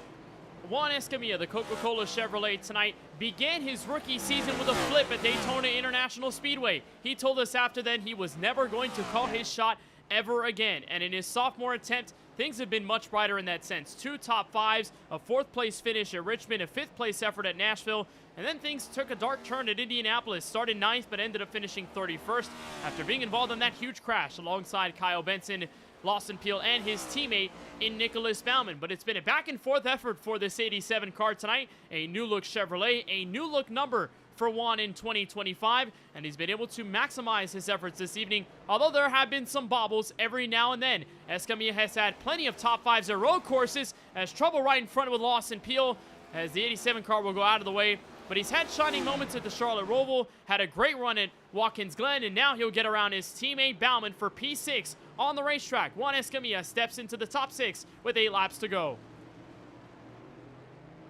Well, Craig Lautensager, I have learned more about him in the last 6 months or so than I thought I ever would. He's a track star. He was born and raised in New Zealand. I mean, it's just, we've learned so much about him. But the thing that has always stayed the same and that we've always known about him is that he is a great wheelman behind that race car as he really tries to fight the damaged Nicholas Baumann machine. Unfortunate for Baumann. Lautensager trying to pick off that position, but for Craig, he currently sits 9th in the points. His only top 10 so far this season was a 6th place finish at Nashville. He looks to change that today at Montreal. He has been in the mix all day long, just inside the top 10, currently sitting in the 8th position, trying to pick off Nicholas Baumann for 7th. Right behind is the North Carolinian of Mikey Neal. Brand new paint scheme for this driver here tonight, who picked up his best career 4-wide finish just last week at the virtual Indianapolis Motor Speedway. Told us how happy he was to finally be in that position in 4-wide competition. Was close to the win last season at Kansas, had it spoiled away from him off a spin from turn number 4, but those memories are long and gone for Neal, who's trying to reset and hunker down for his first ever 4-wide championship. It's been a solid effort for him tonight. He asked Francisco Bacallao throughout the week for tips on how to be better at the road course, even as far as looking at Bacallau's lap and just going bit by bit on what he's doing to be as fast as he is. And I'm sure Neal learned a lot, and he's really put it into practice tonight. Mikey Neal runs in P9. Well, the Daytona winner, Micah Walls, continued the trend of guys being able to win in their debut. All the carnage happened in front of him, and he ended up picking that victory away in the 10th spot. But even though that win came under chaos at Daytona, it wasn't a fluke by any means. Since then, he finished 9th at the Richmond Raceway, and he finished 8th in Indianapolis after being in an incident involved with a lap car. He somehow drove up there in the closing laps and put it in the top 10. He's looking to keep that streak alive, but he is going to have to play major defense on the 71 of Curtis Kelly. Solid run for Micah Walls, looking for his 4th top 10 of the year.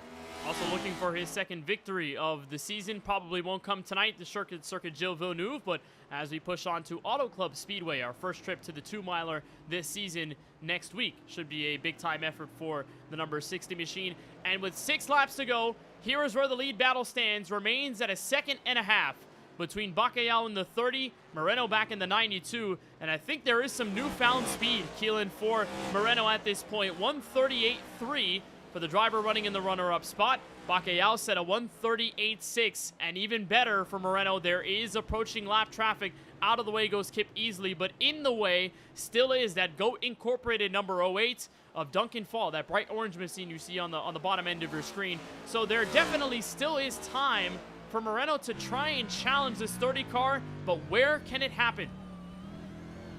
Well, remember, Kenneth, in the only other KBRN broadcasted show here at Montreal, it was a very similar story. It was Jonathan Jurgensmeyer out front and Ethan Fonseca Moreno reeling him in. And Francisco, he was on top of the box calling that race for the KBueno Racing Network. So he kind of has an advantage on knowing what Moreno is going to do, as he is being the hunted right now by Moreno. Moreno is going to have 5 and a little over laps to do it. But I think if the opportunity presents itself, Moreno loves making those moves into the hairpin. It's the best passing zone on this racetrack by a mile. If he can get close enough going into the hairpin, watch the aggression ramp up as the gap sits just around a second right now. And how much things have changed from the first half to the second half, where Bacalhau had spent a majority of it trying to catch up to Moreno's outright pace in clean air. A lot of those mistakes came from just trying to overextend braking markers, trying to get as much speed as he could through the corners. Now a lot less pressure as he's in the race lead. He still has Moreno on his tail, but a lot more of consistency that we've seen from this 30 car in this second half. Less of the mistakes, more of them coming from the more perfect driver over the course of the night in that 92 car. It's still down to a second. That time, Bacalhau was a full half second slower than the 92 in Moreno, so there is still life as they come across to the biosphere. They'll come across to turns 8 and 9. Moreno has a chance to really pick things up and make it a proper fight for the win.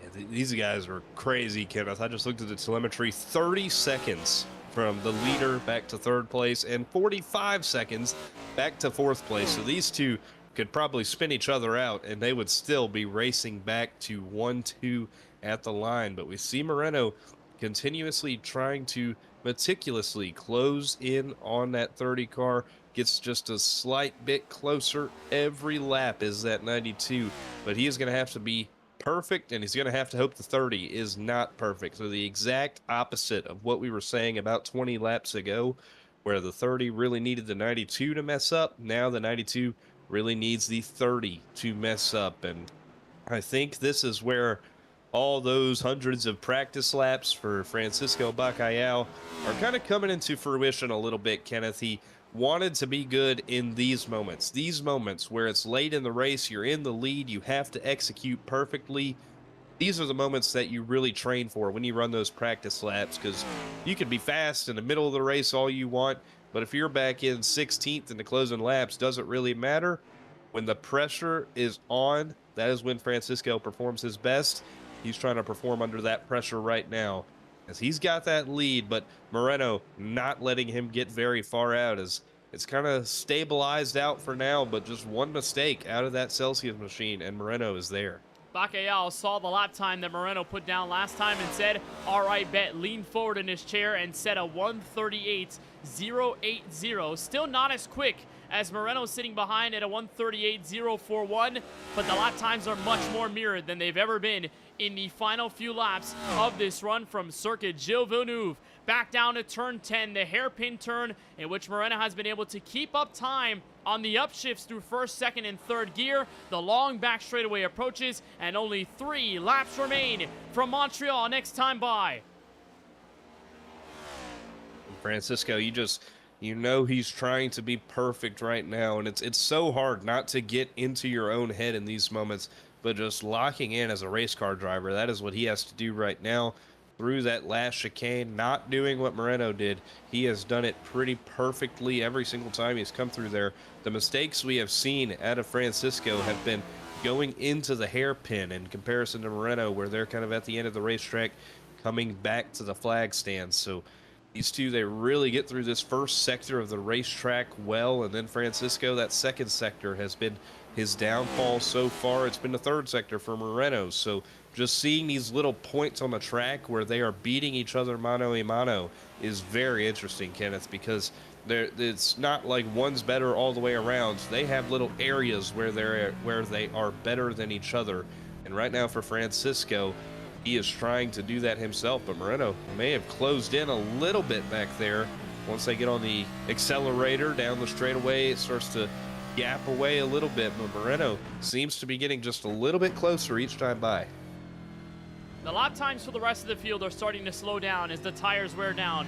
For these two, a battle amongst titans, the lap times are still getting faster. Last time, those two set 1:37s. They have been the fastest cars on the track by far. And there's Moreno with a huge send to turn 10. He's close enough for the taking. There's a spinner right behind, a bobble by Bacalhau, and down the straightaway. Could it be enough for Moreno to take back the race lead? Coming down to 2 laps to go. He's chasing in the draft, peeking up the high side. Who beats each other to the braking zone?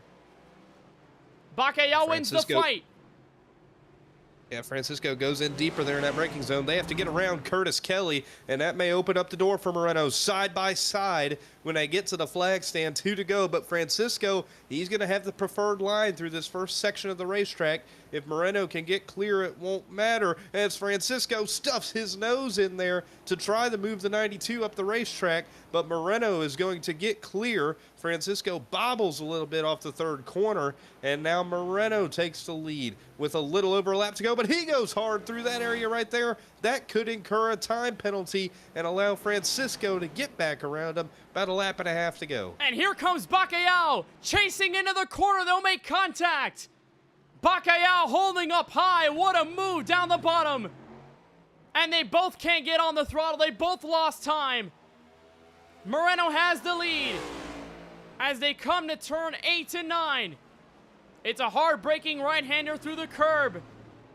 And after Moreno sent the artillery, took the race lead by force, Bacalhau wants to start the revolution. They'll come to turn 10. Can Bacalhau send it again through the corner? He'll way back. And Moreno, who stole the lead away in the final few laps, can carry this to the white flag and to the checkered to get his 2nd victory of the season. But Bacalhau is still there. White flag next time.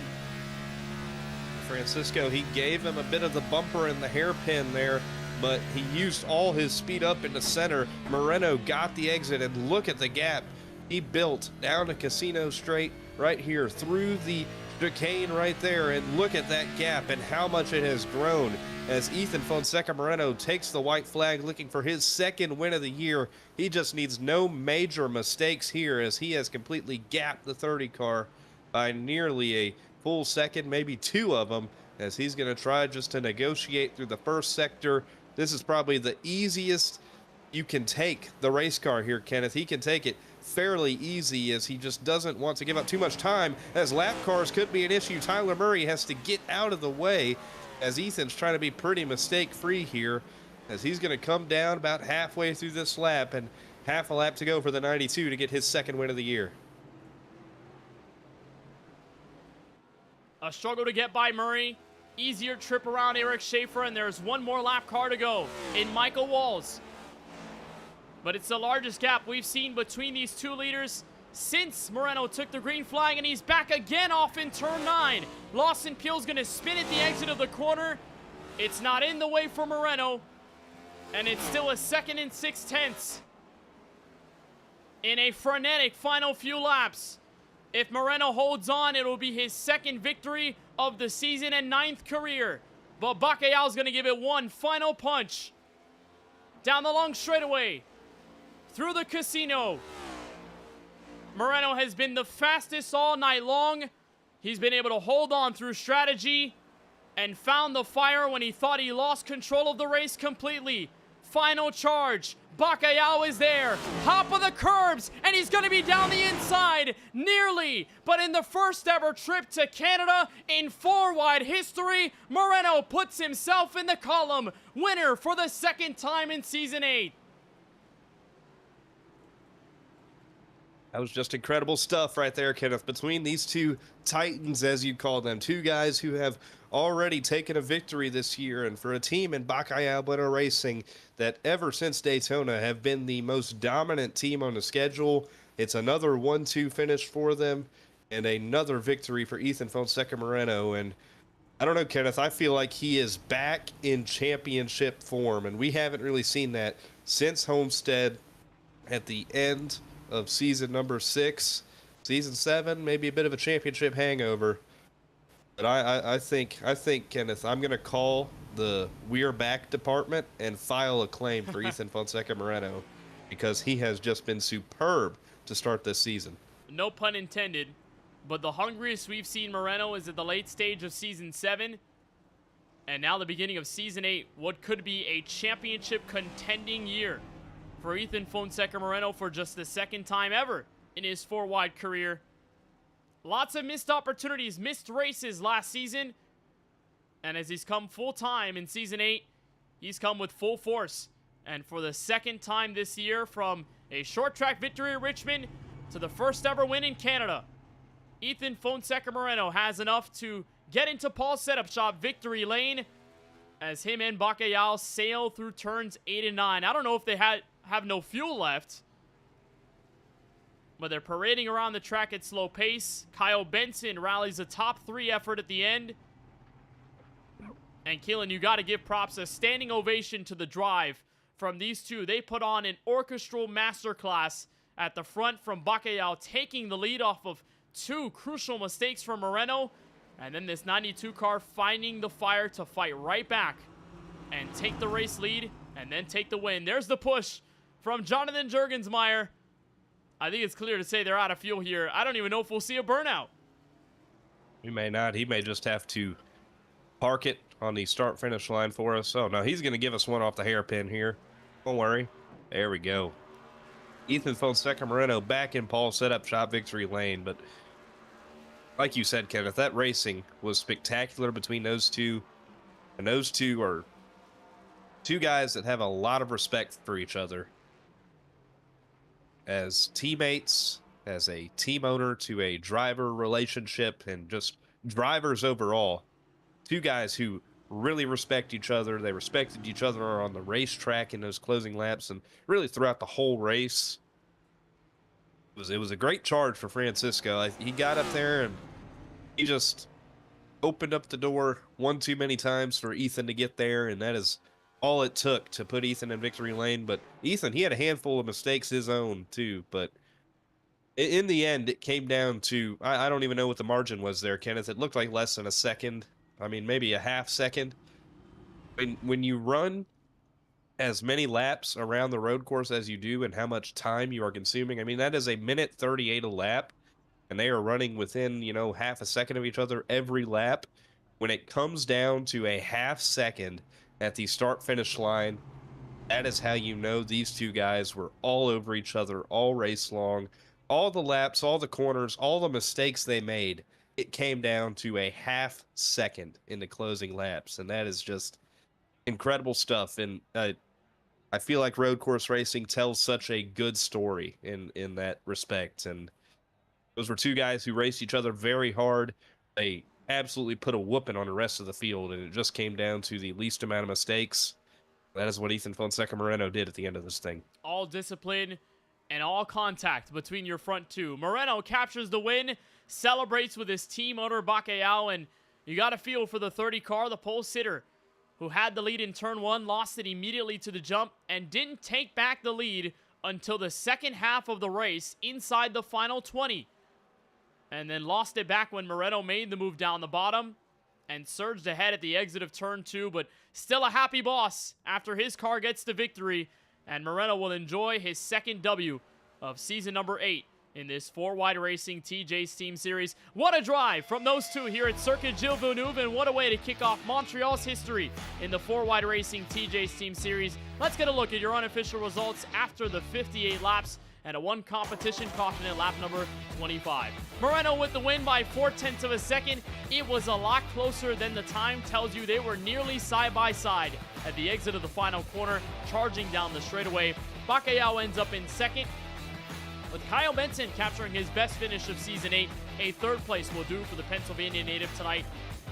And look how far he is behind, 38.4 seconds back of the eventual race winner. That's how strong the top two were all night long. Jonathan Jurgensmeyer ends up in 4th. Another top 5 for him tonight as the consistency proves prevailing for Jurgensmeyer in his full-time season. Juan Escamilla ends up in the top 5 with Alex Schumacher. The shoe sanity continues, even though he wasn't as confident as he thought he would be during this race. Craig Lautenschlager in 7th. Nicholas Baumann recovers from mid-race damage to end up in 8th. Mikey Neal runs 9th, and Daytona winner Michael Walls ends up with a surprise top 10 from Montreal. Just outside of the top 10 was the Canadian Curtis Kelly in a home race for him. Finishes in the 11th position. He was logging a lot of laps in practice to put a good run in, and he did so. Charlie Beyer kept himself out of trouble for the most part. No terminal damage anywhere on that 52. Great run for Charlie. Puts himself in 12th, and that is a great redemption run after the Roval last season. Duncan Faw in the 08 puts together a good run for himself. He finishes in 13th. Trevor Haley, mistake-free day for the most part. Sat number 4 car in 14th. And these two guys for DBR, they were about the only two without mistakes. Brandon Banks and Craig Parks. They stayed out of the mayhem, finished 15th and 16th. Tyler Murray in 17th with his big number finishes in the 17th position. Christopher Bishop in the 42 machine. He stayed out of trouble again, finished in 18th. A good run for Randy Showers after a slow start to his season in that 22. Getting in an incident today that we caught note of. He finishes in 19th, and Jaden Porter, after collecting damage right before the segment yellow, ends up finishing just inside the top 20 in 20th. Shout out the big number in 17th place. Timothy Cook Jr. in 21st, Kip Easley 22nd, and the DBR drivers that had bad luck since the drop of the green flag. Eric Schaefer, Lawson Peel, whose nightmare season continues. Michael Newbraw 25th, Tony Kivett back in 26th, and then Daniel Moore, AJ Green, Lance Hill, and Adam Alashire bring the rest of your top 30. Final 2 on the grid, Dusty Applin, 47 laps down in 31st, and the first DNF of the night, the pink machine of Brandon Gillis, ends up 55 laps down in 32nd place. Well, let's enter Paul's Setup Shop Victory Lane, where we are joined by a 2-time race winner this season in Ethan Fonseca Moreno. Ethan, I have to imagine that was an absolute brawl at the end between yourself and Francisco Bacalhau. How could you describe the way in which you lost the lead at first, the way in which you fought back, gained the time through, and then made that race-winning pass inside the final 5 laps? Yeah, that was crazy. I was so mad that last run, because I thought I had lost it. I thought I had taken myself out of it. Whether it be, I'm not gonna blame the traffic and all that. It's gonna happen, and I just kept making mistakes while in traffic. But yeah, no, it looked promising at first, and because Francisco was 4 seconds back, and then I had made mistakes. He made mistakes. It was just a crazy battle. So, I appreciate that from him a lot. That we kept it clean for the most part, and neither of us had to do anything egregious for the win. We just had a straight up fight to the end there. So it's kind of brought me back to the old days, kind of. So, it's nice to have that, and we're glad to pick up the win. You and Francisco had been in close contact in the days leading up to this race. You had to put in a lot of time to try and be to race-winning pace, to be alongside Bacalhau, where you two had been equally the strongest cars of the field by a baseball field margin, maybe even more than that, because of how fast you guys were over the course of this race. What did you learn to be successful here at Montreal, and how were you able to figure out the practice method to be able to put in race laps just as quick as you did tonight, to be able to be on par with Bacalhau and to win this race outright? I'll be honest, I did not.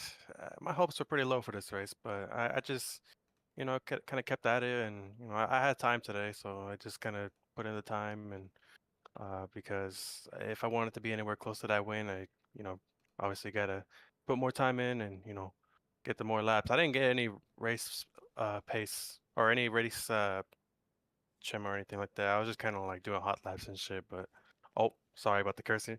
But yeah, no. Francisco gave me some good tips, and he had put more time before I started hopping on to get some time in, and yeah, he helped me, and that's just what we do.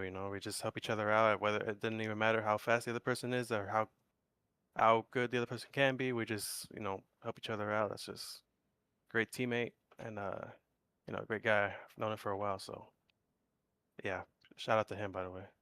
Just going to say there's a fine coming your way for that, but I just wanted to introduce the method that you are now fourth on the all-time wins list in 4-wide. You were tied with Eric Schaefer for that mark at 8 wins. Now you eclipse that mark. You're in your own zip code with 9 race victories in your 4-wide career. To have your first come on a road course tonight at Montreal, how special is it to win the first ever race here in 4-wide at Montreal? And how special is it to now be in your own place in fourth on the all-time wins list in your 4-wide career?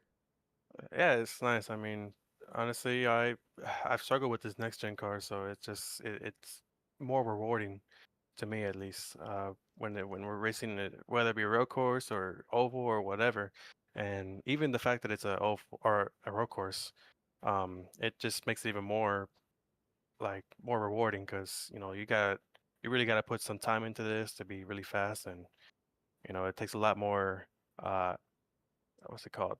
It's a bigger skill gap, and you gotta work at it pretty much, and especially doing it with having a battle with my boy Francisco. So it's yeah, I'm gonna remember this for a while when it comes to league racing memories and all that. So yeah, it's nice. Yeah, hopefully we get some more new tracks. I hope just gonna hope that we get a big margin like this as well. Well, maybe Mexico City could be in the cards. That'll be a home country track for you if that ends up on the schedule in the near future. Maybe we'll have to talk to Tyler about that. But Ethan, a whale of a show. Fantastic job between yourself and Bacalhau to give us a great effort at the end. And congratulations on the victory tonight from Montreal. Anybody that you want to shout out or thank for tonight's dub? Yeah, big shout out to my boy Francisco. Been racing each other for almost a decade now, so and we have a lot of respect between each other, and we kept it clean, raced each other really hard, and it was a fight to the end. So I appreciate that for him. Shout out to you guys. I'm glad we put on a good show for the viewers. Usually the road course races aren't always so close like this, so I'm glad we could do that. Also shout out to the rest of the team who was in the call tonight racing. Shout out to Jaden. I passed him again in the wins list. Well, Ethan, on behalf of all of us here at the KBueno Racing Network, congratulations on taking the first ever 4-wide race up north of the border in Canada, and probably a statement that waffles are better than pancakes, even though I disagree. Thank you, Ethan, for the time. Congrats on the win. Yes, sir. Thank you. So the 92 machine, decked out in syrup, ends up with the race victory. Sweet, sweet victory for Ethan Fonseca Moreno. 9th career 4-wide dub comes in a first-time fashion at our first ever trip to Circuit Gilles Villeneuve in Montreal, Quebec. Well, Francisco Bacalhau gave the ride of his life from the pole, then in second for most of it, then back on top, and then fighting Moreno in those final few laps for the victory. Keelan, you've caught up with him. Yeah, Francisco, I think he said it pretty well. You were up and down. It was like a roller coaster day between really only first and second, though. You didn't really fluctuate very far from there, but it was a very good run for you. Started on the pole, and you had pole by over half a second, so I thought, oh, man, Francisco's about to lead every single lap. But Ethan, he sure gave you a tough challenge at the very beginning, and then he kind of made some mistakes, opened up the door for you, and you got out there, and I thought it was going to be hard for you to kind of choke that away, but it ended up just being a great drive between you two. I thought you maybe had him in a closing lap, so take us through it. What were those laps like out there in the race car? Still trying to wrap my head around it. I think this one, we were both talking about it after the race. This one probably goes down as a classic. Ethan and I have battled for so many years now, going back all the way to NASCAR 15. I mean, during those league races, we just, one week it was him, the next it was me. Sometimes he would go on a run, then I'd go on a run, and usually we'd combine for, out of say 30 races, we'd win 20 of them. It was always me versus him, and at the time we weren't teammates, so you could imagine just how more competitive that was then. But we got here to the sim, and we're teammates now, and to be able to battle like this is honestly just a really great feeling. I wish it was me that came out on top, obviously, but if there's anybody I don't mind coming second to, is anybody on the KBueno Racing organization. Yeah, I mean, it was just a great battle between teammates, and I was talking to Kenneth about it after the race while you guys were running your cooldown lap. You could just see the respect that you guys race each other with, and I think that's something that's very admirable, because a lot of times you'll get people who don't know each other, don't know how they race, and it's hard to predict, if they'll race or knock each other out of the way, but you guys just race with such decorum and respect. I mean, you guys just... You don't run each other over. I know you sent it in there deep into the hairpin one time just to kind of attempt to move him and put yourself there, but overall, you guys just race each other very well. So I was curious about what that relationship is between you two. You two know each other so well on the racetrack and off the racetrack too, but what is it like knowing that guy and knowing how he races, and how is it trying to predict what he does into all these corners at a very technical racetrack like this? It's a very fine line of delicacy, Keelan, because just as easily as we can have a great battle like this and we're enjoying it and we're happy with the result, it's that maybe something maybe doesn't quite go the way you expect it to. Maybe there's some unforeseen contact, someone's not feeling all too happy about it, and that could just as easily hurt that same relationship. So it's a tightrope to walk. You definitely have to pick and choose how aggressive you want to be, how much you're willing to, I would say, use up the car you're racing, the driver you're racing in that particular instant. We both had I would say, key slowdowns in those final 5 laps in certain parts of the racetrack that allowed us to kind of merge together just when one would get the advantage over the other. I had that mistake behind the 3 lap cars there at the hairpin, and that really was frustrating. And unfortunately, because of how good of a run Ethan got, I had to defend, and that just kind of like opened the door up the rest of the whole front straightaway. And I thought I could hang it around the outside in turn 1. I nearly did, and I kind of got into the back of him, hoping it would just drift him up a little bit, get him out into the marbles, and remain side by side.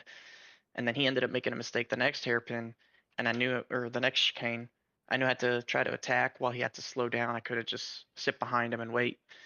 And he defended well. I wasn't going to run him off the racetrack. I left the space, and then I had to slow down. That's why I went a little bit deeper to the hairpin, hoping that I could maybe just nudge him a little bit, cost him a little bit of time. Nothing too crazy, just to stay closer once I got rid of my slowdown, which was coming to the white, if you wondered why that time was lost. And I think he also had a slowdown there towards the end. I'm not too sure, but I caught him massively by the end of the white flag lap. I was hoping, okay, maybe I just rattle him enough in that final chicane to where he can't get on the throttle, but he did a great job of handling the pressure whenever he was just there, just hardly in front of my car. And honestly, it's drives like these that are really impressive. Obviously, like I said, I wish it was me standing in victory lane, but you can't win every week. I was able to get the win last week. This is a number 2 for him on the season. Great job to him for passing Jaden, which I'm sure he had a great time thinking about that when you told him that he passed Jaden again. But I'll enjoy it. It's a nice change of pace from the bad luck last season, so I can't complain. Yeah, well, I know you're not going full time this season, so I'll stop bugging you about it. But you are. I think if you would have run that 5th race, I believe it was Richmond, you didn't run, you'd probably be pretty close or the points leader, sitting 3rd right now. So it has been a great, stellar start in the 4 or 5 races that you have done. And correct me if I'm wrong, you're back next week up here with us in the booth? I will be. Unfortunately, our good buddy Kenneth won't be in the booth next week, so it's Oh, it's it'll up be to me and you. Yeah, it's up to We're us. gonna have to hold it down, Kenneth. Don't worry, we got it. Yeah. I don't think he's worried. He didn't even say a word. I don't know. So he's I'm not not worried. worried. I mean, Francisco has had time in the booth. Keelan, you've been around for a while. I don't think I have anything to worry about, frankly. Yeah, but no good luck. Damn. Wow. No, you guys will do great. You guys will do great, I'm sure. Well, we appreciate you joining us, Francisco, and putting together a great race for us. I mean, you'll come in a broadcast booth and you really add an element there, but then you're on the racetrack and you add an element there. So it's like no matter what's happening in 4 wide, you're always leaving your mark on it, and that is appreciated. So is there anybody you want to thank for putting together this 2nd place run for you? Absolutely. Just big shout out to Ethan on that great battle. We both raced each other with so much respect, and we both understood what we needed to do for us to win the race, but we never once compromised the other to get that done. And that was that's one of those moments where you have to just trust the person you're racing, and that's what creates those bonds. So great effort by him, great win to come away with number 2 on the season. Shout out to everybody on KBueno Racing. We really hit the track hard this week and put in those laps, and I think it really showed out when you look at a lot of the top 10 runners who were putting on some really good laps throughout the entirety of the race. It was a lot of BBR once again showing up and collecting a lot of the points here from tonight's race and limiting mistakes. We saw a lot of mistakes out there on the racetrack. A couple lap cars in front of us had some key moments, and unfortunately some of our other cars got involved in incidents that maybe weren't exactly the ones they started. We just keep bringing these fast race cars every single week, and this is already our 4th win of the season. Could have easily been 5 for 5 at Daytona with a couple of cars that were at the front towards the end. Shout out to you guys in the booth. I can't wait to watch back that race in general, but especially those closing laps once the lead started changing hands a couple times there. And shout out to Tyler, everybody that helps make this league possible. I know I'm not running full time, but I do love going up to the races whenever I am here. I like to try and put it on as good as a performance as I can, and I can't wait for the next one. I'm not sure if it'll be Kentucky or Pocono, one of those races. We'll see how I feel on those particular weeks when the time comes around. But just all in all, I just thank you to everybody that is a part of this whole effort for making these Wednesday nights what they are, and also happy birthday, Keelan.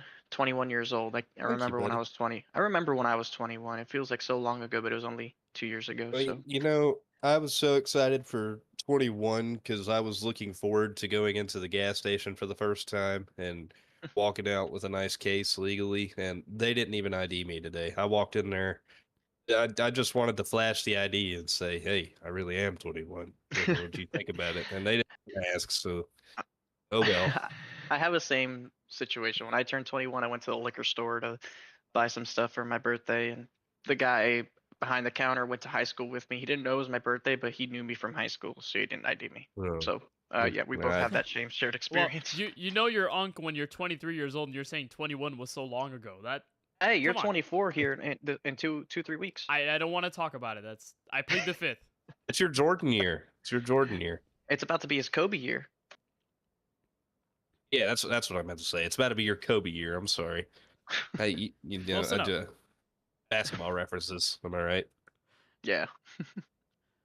All right, Francisco. Well, it was good talking to you. I think Kyle Benson's waiting on his turn, so he's yelling at us in the waiting room saying, "Wrap it up." So I guess we'll get you out of here, Francisco. It was good talking to you. Good run, and I look forward to manning the ship with you next week. That's going to be a good. We're gonna give it our best effort because I think Charlie will also be out, so it'll just be me and you. So we're gonna have to figure it out. We may have to dip down to AAA and call somebody up or something. But we might bring a good friend, Nate Polite.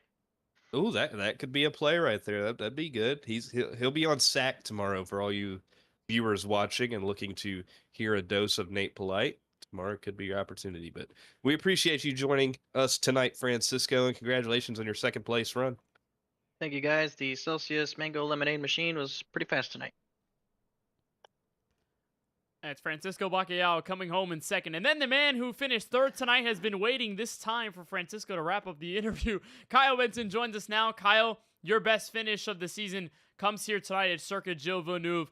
Is it any bit of a surprise that your best run this season would come from this first-time road course? And how would you describe the way this race went for you tonight? Oh, I can finally talk to y'all. How y'all doing? You know, I coming into, I knew Montreal could be a little bit of an outlier. First time being there, but I was pretty confident in my road course stuff. I think I had a feeling I was gonna be like top 10. You know, I felt pretty all right in practice. And I just kept going on, and we were just kind of about third to fifth all night. I had a pretty up and down race. You know, in the beginning I got in a loss, and I apologize for that, but really just kind of rolled around and just got to keep tires on it. Just minimize the mistakes and just keep going. But definitely I'm not surprised. You know, when the other two guys were 40 seconds ahead and I just was kind of in my own little world, just running laps. So, but I felt pretty good. You know, Montreal is such a difficult road course. We saw mistakes from you, but mistakes from pretty much everybody at some point in the race, whether it be just a little spin, hop of the curb, a little too eager. What was the hardest thing you had to master here at Circuit Gilles Villeneuve? Because you have a lot of green flag laps, a lot of time to marinate in what this track gives you on a race trim. What was the most difficult part that you had to master through the 58 laps tonight? Just trying to set up a pass and following somebody. It's super hard. It was really hard to pass just at the whole time. It's so narrow, and the braking zones are really on top of each other. And like Wall of Champions, I messed up a few times in there, but I know a lot of other guys have gotten it no worse. And you make one just slight mistake, and you're off to the races into the gravel or into the wall. So, but really just following guys, just trying to see where they go was definitely a little difficult because when you're on top of somebody in these cars, you can't see anything. But once you got in a little gap by yourself, it was really technical, really flowy. I really liked this track. I was really surprised with how well it raced with how many guys the first time racing here, especially in the next gen car. But it was really technical, a lot of fun. Definitely wish it comes back next year. Hope it does come back next year. But it was, like I said, just super technical. A lot of the guys were getting caught out by some just little mistakes, but the little mistakes cost a lot of time at the end. I mean, I got really lucky with the caution and put myself up into third, got to second. But definitely knew I was third place car, best of the rest, which I'm cool with. Good points, and definitely happy with what I got, and hopefully we get to do this more. I like road course racing. Pretty much needed this after how the last several weeks of your season has gone, from not making Nashville due to being suspended. Indianapolis, you ended up in a pretty big crash early. Based on this third place finish tonight, how does this level the turnaround for you to try and pick up more consistent finishes across season 8 in the regular season and try to capture a victory? I just can't be stupid, just made a really bad call on my part at Richmond, and I regret doing it, but I got the old slap on the wrist and moved on. But definitely with Auto Club in Kentucky coming up, definitely excited for Auto Club. I ran really good there last year. Hopefully get the new car might change a little bit, but I felt pretty good when I ran it. Definitely excited for that. I just need to finish races. I think if I just stay out of the stuff for the first 50, we're good. But just the problem is that the first 50, I'm usually one to get caught up in it. So look at me, I'm drifting. But I just need to finish races. I got some good races coming up with Bristol, Pocono, and Dover. Talladega's coming up, so I got that circled. But definitely just need to.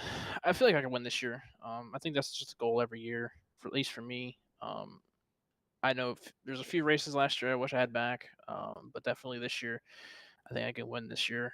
With just how the competition is. Not saying it's worse. I just think I've gotten better with the car, personally, and definitely excited for what's coming up. With the next few tracks, definitely more my wheelhouse, definitely more my styles. So hopefully we can keep the roll going and see how this month of October goes. Just take it 1 month at a time, one race at a time. And in a spooky Dude Wipes machine, I'm pretty sure it's fitting like you did last year. Kyle, a great finish tonight from Circuit Gilles Villeneuve. Anybody that you want to thank or give a shout out to before we let you bounce? Oh yeah, of course. You guys for a broadcast. It's my first time talking to you guys this year, so happy to be up here. Happy to be here every week. You guys are the lifeblood of the series, and Keelan's telling me to shout them out. So go Steelers. The whole shebang. You're welcome, Keelan. Yeah, just gotta thank the guys of MRMS. We had a good points day. Craig did really good. Tyler did pretty good here too. Same with Chris. I just think if we get these getting a run this year, I think it'll be all right. But other than that, I'd like to thank the guys coming forward every week. I want to give an attaboy to Nick, by the way. Nick made me feel like I was on rails the whole time, but Nick was on me like a gnat. So give an attaboy to him. But other than that, really just kind of, that's about it. I ain't got really nothing else. Go Steelers. Steelers 9-8 Super Bowl. Woo. Go Delaware. The usual. Other than that, that's about it. Well, Kyle, we appreciate the time. I feel a little insulted from the Go Delaware just based on what happened the last few weeks between your team and my team in college football. But, I won't ramble on that too much. Thank you, Kyle, for the time. Congratulations on the third place finish here from Montreal, and we'll see you at Auto Club next week. I appreciate it, man. Thank you. Kyle Benson wraps up a top 3 effort. His best finish of Season 8 comes here from Circuit Gilles Villeneuve in Montreal, Quebec. Let's talk to the next driver as we try to wrap up our show tonight from the KBueno Racing Network. Let's bring in our good friend Charlie Byer. Hey, 12th place finish. Hey, you had to lock in a little bit there. 12th place finish. Not bad. Every time we talk to him, he's relaxed mode until we bring him up. And then what was it? We What catch was him it? off guard. Hey, Keelan, I'm not gonna let you get off the hook with this one. Remember 4 wide Season 6 championship when we go to our screen, Keelan's you victim of that and too. Charlie were laying back in your chairs like you were on a Sunday on the porch with a lemonade in your We hand. were I'm in not chill gonna lie. mode. We were in chill mode. I was the only one ready. Well, Charlie, still a Sorry, great guys. run tonight. You had a lot of highs, a lot of lows, a lot of very interesting incidents, and just a way of getting around this 2.71 mile track. In maybe 2 words or less, how could you describe the way this race went? Because it just felt like so much went down in such a short span of time. I'm gonna use 3. I'll say good, then bad. I think the first run, up until the pit stop and the yellow flag, I got a high. I mean, it says it right there. I got high of 7th. I was able to make very few mistakes, keep my car clean, keep it on the track, and then I got up to 7th before the pit stops. Just after the pit stops, I was involved just in a few bump arounds. I got kind of turned around by Juan, who he apologized for it, so I'm not really mad about that at all. And then just on my own after the restart, I wasn't able to settle in as much as I did in the first run. So I just think what's important for me in these races is being able to put complete races together. I feel like in the second half, I kind of need to be as consistent as the first sometimes, and I just wasn't able to do that tonight. So overall, I was pretty close to not finishing 1 lap down until I spun right in front of the leaders. I hope that was caught on the broadcast. Actually, I think it did, but you were watching the onboard of one of the leaders, and they were battling for the race lead, and then he just saw me spin around behind, so I got a little bit of TV time. Other than that, that's all. I had fun tonight. Oh, we did catch up with you a bit over the course of the race, so I guess we did a Francisco moment from last week where something crazy happened. We missed it in the split second, killed the producer, aka me. But in the sense of how this race went, you made the Charlotte Roval race last season. You attempted this one tonight. How much fun would you say you had tonight on a scale of 1 to 10? Because it felt like even though everything was going on, you were involved in a couple spins. You were trying your best, some big sends here and there. Looked like you were having fun behind the wheel. It was fun. I had a lot of fun. Yeah, I mean, driving these cup cars, I wasn't very fond of it at first, just in general. But over on the road courses, I really enjoy the concept of engine braking and getting downshifted as soon as possible. I think I've gotten pretty good at that. And just being able to keep it off the curbs is a big task, especially in these cars. But overall, I had a lot of fun. I have no really regrets. I don't think I messed up too bad in any scenario. So overall, I give this a decent thumbs up. I'm thinking, in Anthony Fantano words, I think I give it a light to decent 6. Just kind of middle of the road for me. All right. Well, go ahead, Keelan. I was very curious. Have you got a chance to see the replay? There was one of those times you came off the hairpin, and I don't know if you knew it, but you were about 5 wide playing bumper cars coming off the hairpin. Did you know you got 5 wide? Or well, that was when I got turned around by Juan, and then I was just trying to get going again, and there was just a big group behind us, and we all just kind of piled up on each other a little bit, and I think I kind of got almost turned around again there. I didn't know we were 5 wide though. I thought it was just 3 wide. It kind of narrows a little bit, so I think we all kind of got sandwiched. But no, I didn't realize there was that many cars involved in that. It was a hornet's nest, and you were like right in the middle of it. And I was talking as that was happening. I didn't know how to. There was just so much going on. I was following you. You got tagged by Juan, and then you got tagged by Curtis Kelly, I think, in the same corner. And I think a lot of the BBR guys had a bit of issues with him tonight. So. Oh, did he? Well. Just how it is. That's how road course racing is. But you put together a pretty good effort, so I'm proud of you, Charlie. And the next week is going to be a banger for those who don't know. Charlie is meeting up with all the KBRN crew except Francisco, unless Francisco decides to go on up to Charlotte or Baton Rouge next week. But You're meeting just about everybody next week, Charlie. That's gonna be a good time. It'll be fun.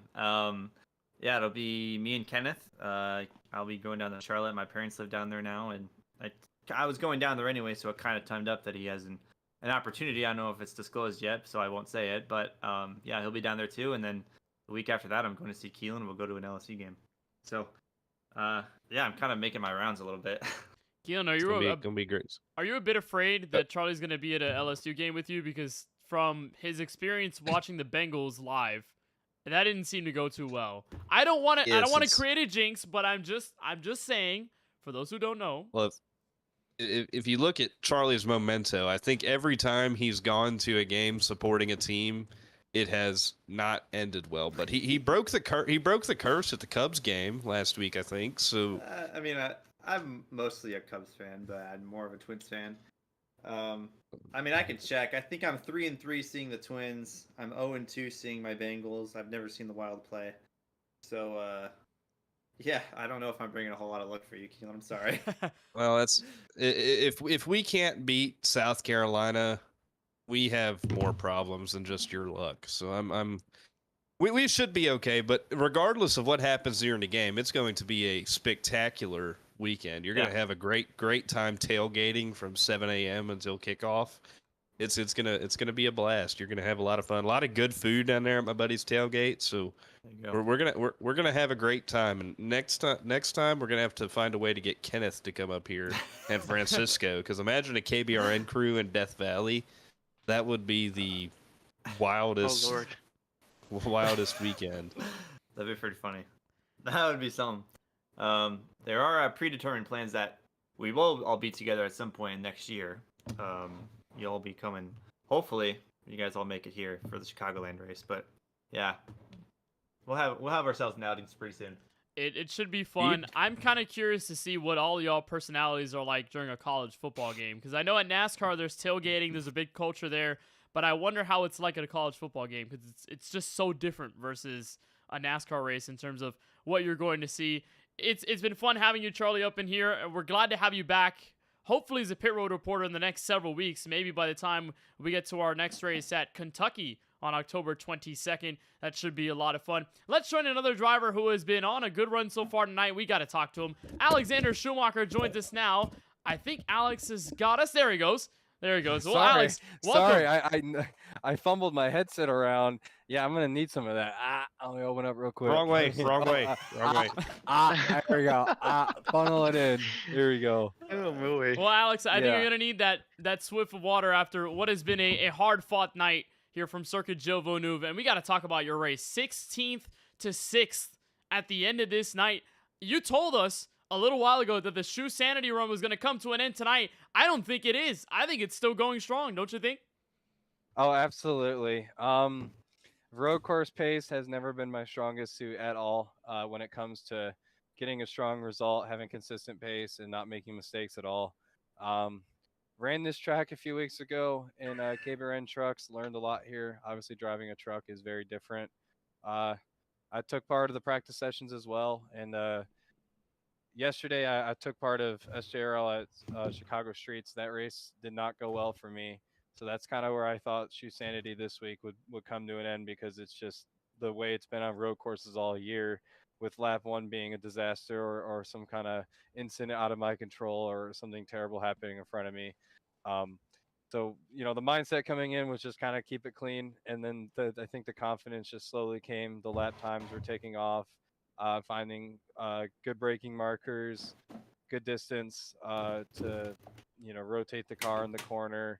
And, of course, getting through the gears is very important as well. So, just like I said, coming in, just didn't really expect it at all. Just took what I had prior with the knowledge at KBueno trucks and the practice I put in here, and just drove like hell. Just gave it everything I could and tried to keep it clean, and almost had a top 5. And as Charlie tries to fix his camera, there he goes. He's got the little screen back there. Alex, Montreal was such a big curveball for a lot of people when the Season 8 schedule came about, because everyone was like, whoa, a new road course. They had been used to running Coda, used to running Watkins Glen, trip to the Roval last season, but it never has the series gone north of the border to Canada.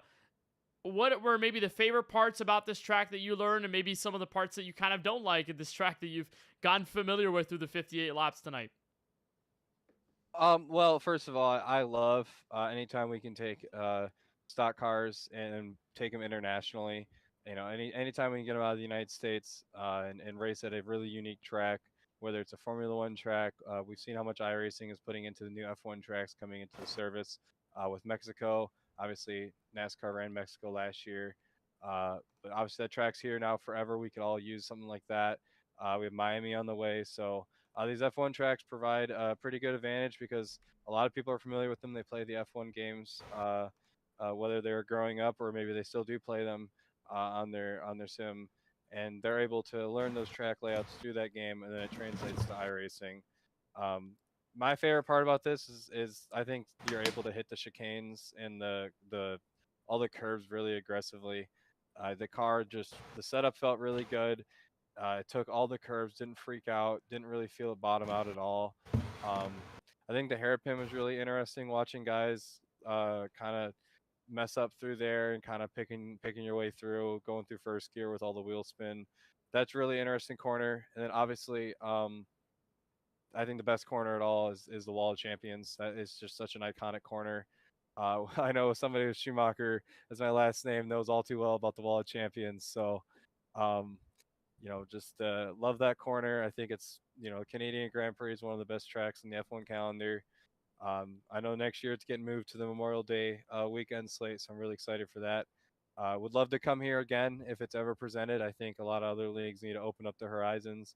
I love Watkins Glen, Sonoma, Roval. Those tracks are great. But when you only have so many limited spaces for tracks, I think you need to reach outside your boundaries. And a track like Canada or Mexico or something new that we are all familiar with, but it's just something new for the sake of trying it, is an insane fresh breath of air. And I enjoyed every second of it. Very technical track, tight, narrow. It got wide at certain bits. Like I said, the setup was really on par tonight. Did not feel like the car was going to step out from underneath me. And yeah, just like I say, huge fan of the Canadian Grand Prix. This is like a de facto home race for me. I can see Canada from literally outside my window. Not really outside. I can go for like a quick 2 or 3 minute walk and I can see the river. But Canada's not far from me. I love my Canadian neighbors. Being Canadian's awesome.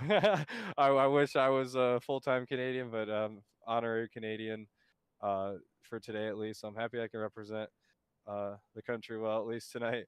And then, of course, like I said, it's like a pseudo home race for me. So lots of family members were here watching, took the couple-hour drive over. So it was always great to see that. Well, Alex, we really do appreciate the time and glad that you can join us on this mini pre-race show. The Shoe Sanity run continues, and honestly, with your best career run at third at Nashville not that long ago, P6 tonight, I think it's safe to say, he's going crazy.